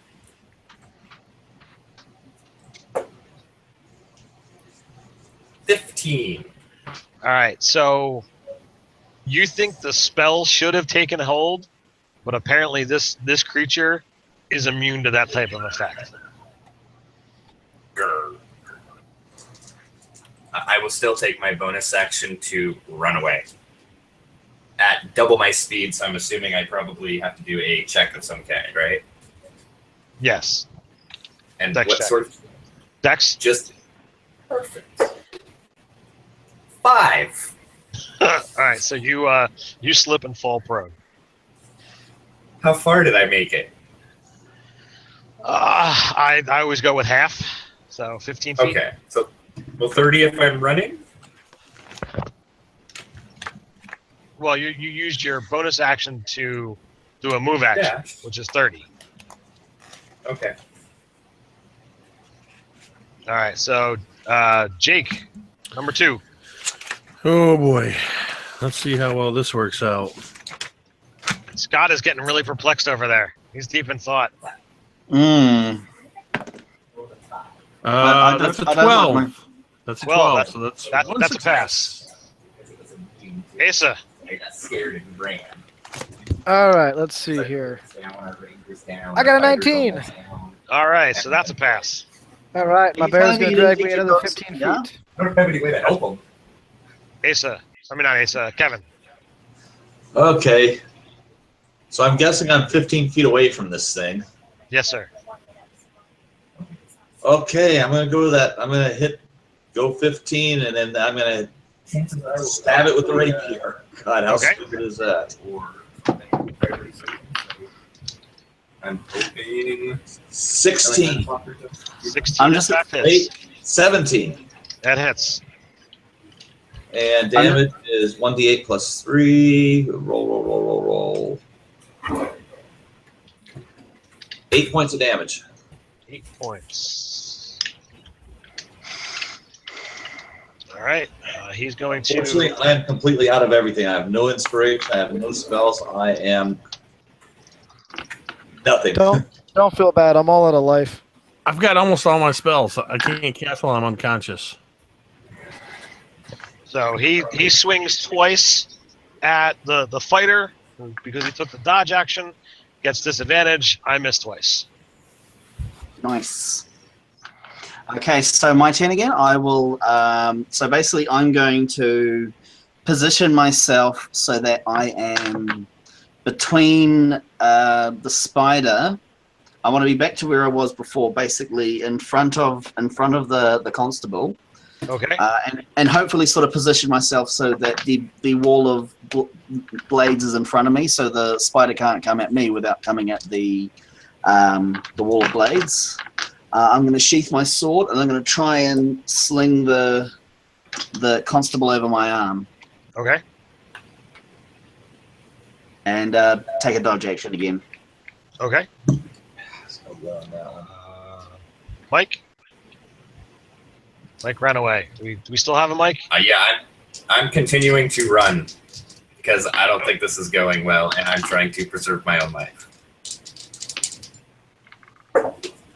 So that is a 10 with my dex check.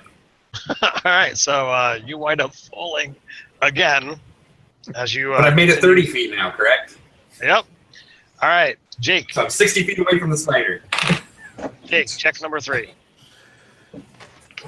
That's another 12, so that's the second All right, success. that's 2 passes. Asa. All right. 18. It's another success. All right, that's 2 passes for you as well. Kevin. And Bear. I'm sorry? I imagine Bear is your dog is carrying you further away after the kobold. Yep. Doggy's keeping me safe. Okay. So I guess I'm going to stab it again. All right.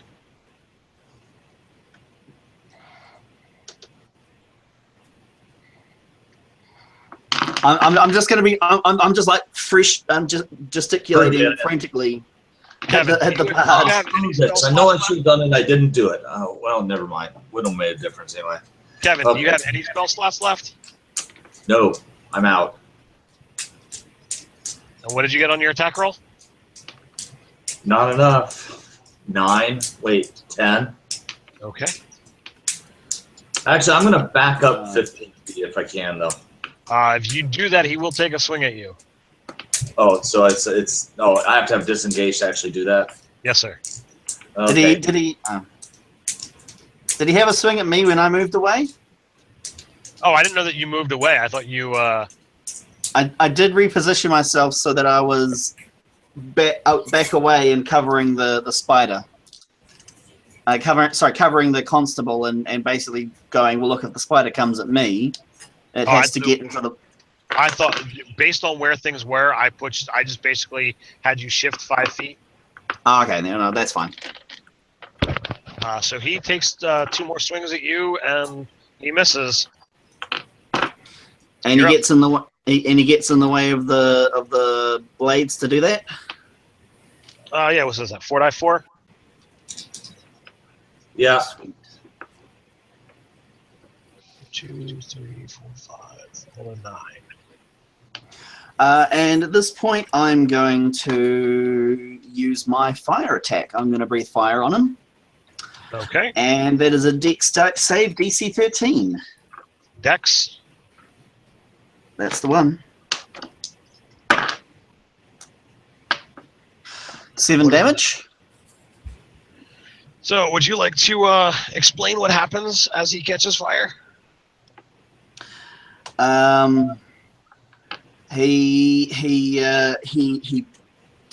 breathes in sharply. You can see his lungs start to glow a bit orange as he does so, and still has a shield up, and then but lowers it just to breathe, just to burst out this 15-foot cone of fire, engulfing the spider in flames and burning it to a crisp. So you have managed to rescue the constable, and he is. Once you manage to traverse your way back out, you see no further sign of this so-called keeper. But once you are able to, bring your companions back after some rest, the constable not only is able to waive any taxes on you guys for the next year, but pays you all 250 gold for your trouble. Is that each? Each. Whoa. You forgot to give my dog money too. Oh, He helped. You can split your share with the dog. I think Actually, he was he- unconscious and didn't pay us based on what we did. Yeah, So that's a lot of freaking Give the money. bear the kobold share, so when he comes running back, he has to take it from the bear. so oh, no, he's long gone. we have reached the He'll end. never.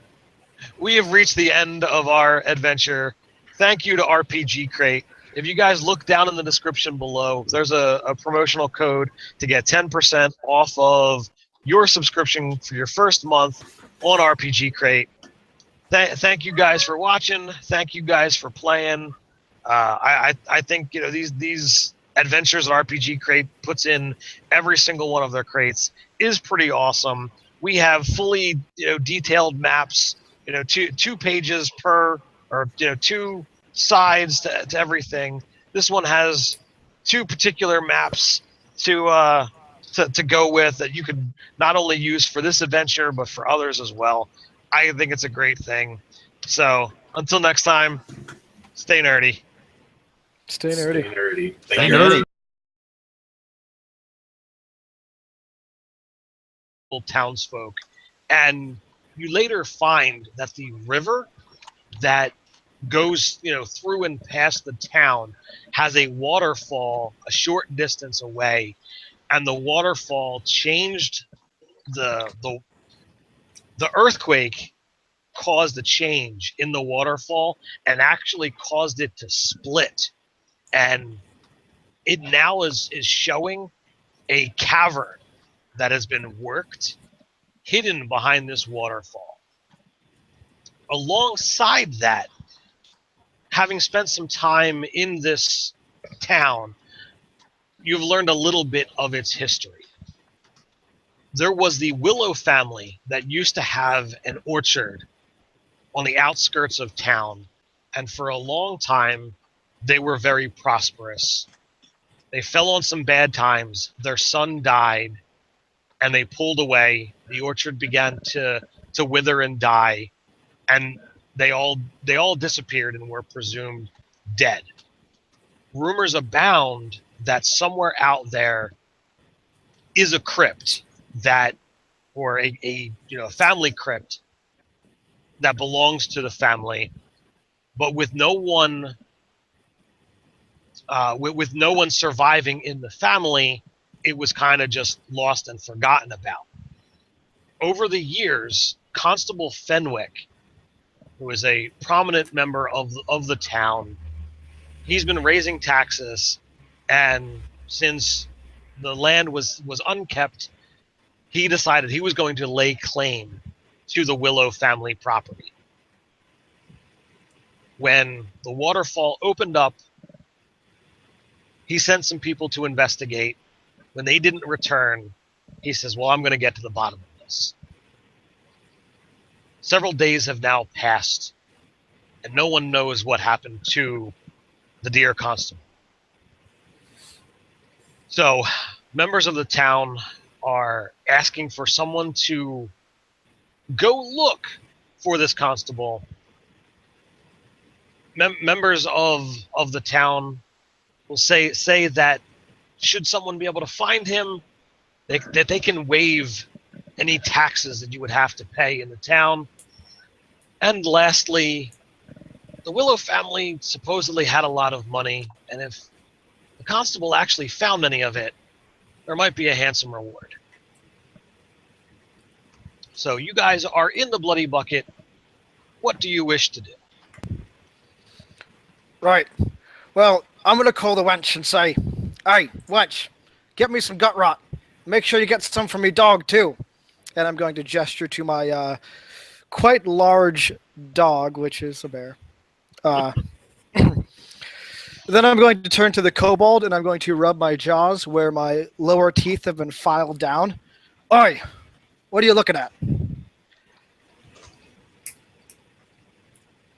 Nothing. So this is us meeting each other for the first time. That is completely up to you as to whether you guys know each other or not. I was good with us all being friends, so, I mean... All right, cool.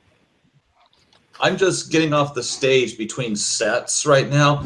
I do acoustic version of Metallica songs. And I'm just like politely clapping. And I see a bunch of people liking the music. And so I walk over to them with about 4 mugs of ale. And walk over to seats and just like So you're enjoying the music. I just take a mug and I'm just like, and that, gentle beings, is why I always applaud the minstrel. As you are walking off the stage, I used prestidigitation to make little fireworks behind you. Nice. It's like, wow, a light show. I don't get that very often. That's awesome. I need to buy lights, actually. All right, so Claudia, the plainly dressed, plain-faced, waitress, she brings you over the grog that you ordered, and kind of steps back from your dog.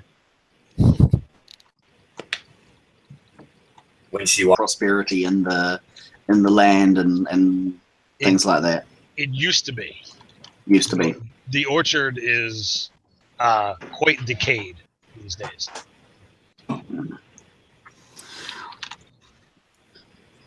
Well, I suppose we have to find out what we might have to when they left and think. Oh, I can't think of anything. Sorry. So do you guys want to respite in the tavern for the evening and set out in the morning? What time of day is it? Is it evening? Evening? Well, no time like the present. I got another set to do.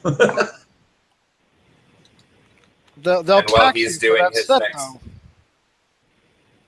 if we're gonna stay for him to do another show, I will also do a magic show for the guests and possibly pilfer some of their coins. I will agree to leave at your leisure. All right, we'll make a sleight of hand check there, Mike.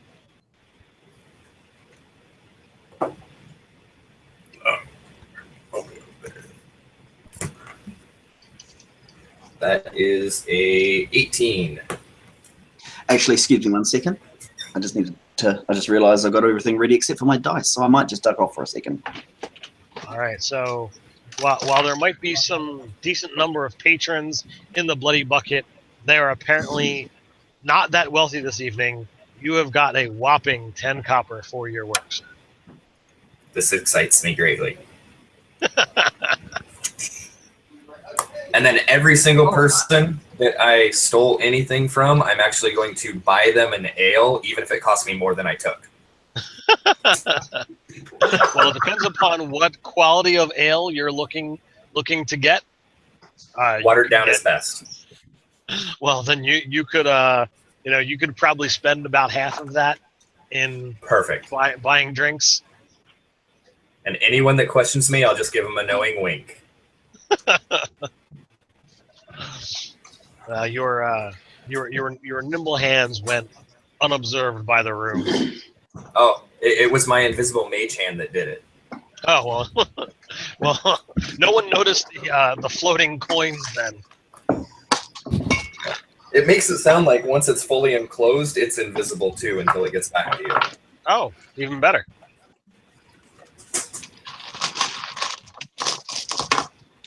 All right. So does anyone else wish to accomplish anything for the evening? I guess I can do a performance check to see how well I did. I don't know. Yeah, go for it. Okay, roll 1d20 with a +4.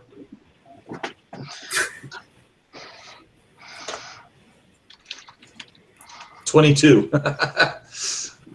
Nice. I had a good night. I would go around trying to attempt casual conversation with people in what I consider to be the most civilized manner. Chirgon's also going to be doing the same, but he's probably just going to be asking around just for any information about if the sheriff had any, the constable, I should say, had any motives beyond let's look into this. Like, was there more than just general? What, like, was there some possible ulterior motive? Is there anyone who knew anything about why he might have left? Okay, so you get 16 copper for your performance. Again, town is not incredibly wealthy. And if you ask anyone, they will tell you that Constable Fenwick is quite the greedy man. He's fallen prey. Could he have fallen prey to any evil that might reside in the crypt?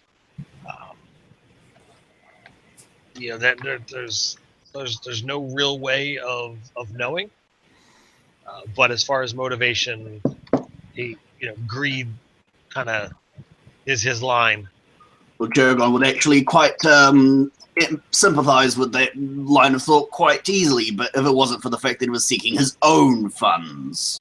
And we are live. Hey, everybody. Welcome to Nerdarchy, for Nerds, by Nerds. I'm Nerdarchy Ted, and welcome to our episode 1 of Tales from the Bloody Bucket. This is a new endeavor. RPG Crate is sponsoring said game, and if all goes well, this will be an ongoing series. We're going to be running their material. It's a bunch of one-shots, so we might see some familiar faces, as the game goes on from adventure to adventure. So some of these people might be back, some of them not. We'll see what winds up transpiring. So before we get into the story, I'm going to allow these awesome players to introduce themselves. So we'll start off with you, Asa. Hey, I'm Asa Kinney. I volunteer staff writing for Nerdarchy. That's really all I got going on. I mean, I have normal life things, but... Why don't you say what you're playing? All right, I am playing a half-orc ranger, Beastmaster, and I have a bear companion who I am convinced is a dog. Yeah, it's wolf reskin to a bear, so we stick within the challenge rating restrictions and all of that. And my character is convinced his bear is a dog. All right, over to you, Mike. I am playing Zegris Crowpuncher, the Kobold Arcane Trickster. That's pretty much it. Okay, Jake. Hey, Internets, it's Jake, and I'm better known as Mini Terrain Domain, where I do 3D dungeon crafting with mostly foam and bits and scraps of whatever I got laying around. I'm also one half of the Something RPG-ish podcast available on Podbean and iTunes with the RPG Construct. Drake is my co-host. And that's what I do, dungeon crafting and podcasting and playing games. And I'm excited to be here playing Ethander Heartsong, a half-elf trickster cleric. I've got a pendant of multiple holy symbols, and whichever god will do the trick, that's who I'm going to rely on. That is awesome. All right, Kevin. Okay, my name's Kevin. I do several YouTube channels, main one being Heavy Metal Beer Review, and I also do a Metallica tribute called Kill 'Em All out of Phoenix, Arizona. My character's name is Hammett Hetfield, and Hammett is a half-elf bard, folk hero style, brewer, fighter, and absolute beer lover. All right, over to you, Scott. Yeah, g'day. So I'm Scott Beckard. I am occasional staff writer for Nerdarchy. I also am one of the people behind Chartopia, a random table service which has been mentioned on Nerdarchy a few times. Today I am playing Churgon Auriferous, the Dragonborn soldier type. He's a fighter with the officer background, and I basically whip this character up in about 3 seconds. So I guess I think we're just going to go with he's probably a bit of a stickler for the rules, and other than that, and maybe a bit pompous. But other than that, we'll figure the rest out as we go. All right, Jake. What race were you? I am a half elf. Okay, so we have 2 half elves. A half-orc, a kobold, and a dragonborn. And it sounds like it's a joke, when I say, walks into a bar. So going with that, you guys are in the Bloody Bucket, and that is the typical start, to my knowledge, for these adventures, since the game is called Tales from the Bloody Bucket. So in the town of Three Rivers Ford, there is the tavern called the Bloody Bucket, as you guys would guess. Over the last several days, you have managed to, get some respite from your recent adventures in said tavern. And over the course of this time, there was an earthquake or some kind of, tremors that have panicked some of the local. Walks by the ranger, I use mage hand to pinch her butt. Oh God! She jumps and quickly, walks away with a kind of ashamed glare. Hey, that wasn't me this time. Some decorum, please. I'm trying to drink in peace. Hey, it was invisible. You didn't see nothing. Oh, rogue. It's the rogue one. All right. So, do we want to go find this this person that these people was talking about? Well, I am very fond of not relinquishing any of my funds, so I have to say I'm for it. I don't know. This game doesn't pay a lot, so yeah, find the guy that's taxing me to death. Hell yeah, I'll find him for one reason or another. Yeah, you got to pay taxes to play in a bar. No, but he sends his henchmen and takes a share of it every damn time and pick up the damn loot. Oh, Then there's the appropriate. Then there's the appropriate fee for acquiring such things, and the tax on that fee, and so on and so on. Yes. I've got no love lost for Fenwick, I'll tell you that. He's not above taxing the church. But I sure would like to see him owe me one. Yes. Would be quite beneficial. It's always good to have a constable in your pocket. But what do we know about his expedition and when it was going and who was traveling with him? Lewis looks in his pocket and goes, "I don't think a constable is going to fit in there." We could count the tiny pieces and then he'd fit. Sounds rather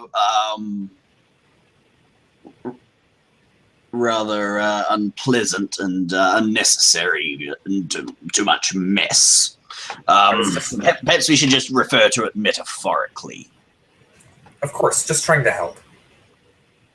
So it's appreciated. You know very little about others that were sent in that direction. Constable Fenwick is a human. He is known to be quite greedy. He's approaching middle age, so he's probably not all that fit. So little is known other than, he went in the direction of the river to get to what's behind the waterfront. But do we know, have he traveled with it? Did he take any of the town militia or anything, or did he just go on his own? It was mercenaries, people he was able to pay cheaply. Little is known about their capabilities. It must be nice for some to do that. Okay. And so the waterfall has split. The cabin, the cabin has split, and we see there's a cabin behind the waterfall. Well, that's what the rumors say. The river, from the bird's eye view, people have begun to, as opposed to calling it the as opposed to calling it the three rivers, they've started calling it the Serpent River, because the end of the waterfall's got some kind of large stone in the middle of it, and it gives that forked tongue appearance. Nice.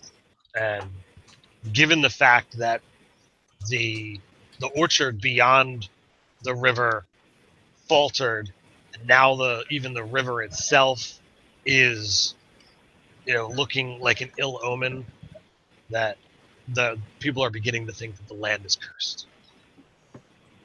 And the family as prosperous as the willows could have gone to the wayside, then what does that mean for everyone else? So this is I'm assuming this orchard is a reasonable sign of. All right. Yes. So then and So Asa, so nothing you're looking to, useful.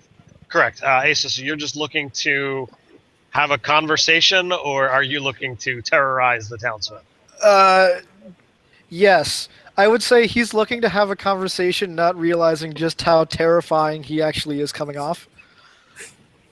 So I'd probably approach someone and just be like, "Hey, what do you know about the constable?" And unintentionally, probably leering over the table, glaring down at them. So you managed to get a couple polite responses that end the conversation as quickly as possible without giving anything new. But you drive many people from the tavern until the cook behind the counter, who's not quite as large as you, but not as intimidated as the rest of the patrons, and he kindly asks you to refrain from driving off his patrons. I thought they just had somewhere to be. I didn't realize that it was me. And that where they needed to be was where there was not a dog. It's not my fault that my poor mutt is so.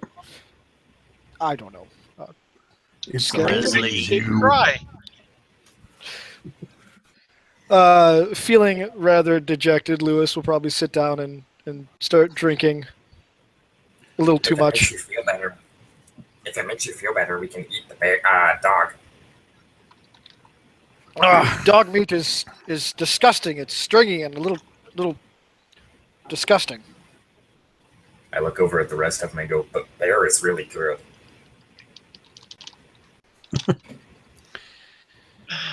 All right. Anything else for the evening? I think that's us. I'm good. All right. Nope. So Ready to turn in for the night. the morning light dawns. Some of you maybe possibly still feeling the effects of last night. You awake knowing that you have a mission set at first light.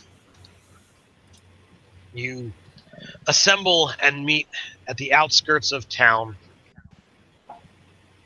You can follow the river to where the intended destination could be. To the left and the right are the north and south guard towers, and the orchard is beyond the river. Where do you wish to go?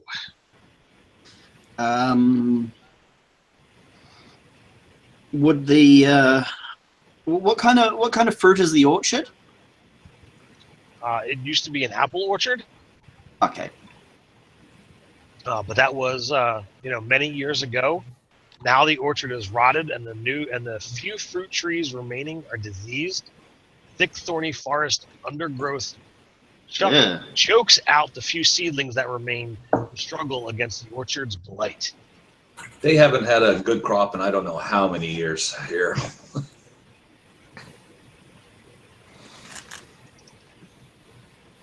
I just sort of look at the.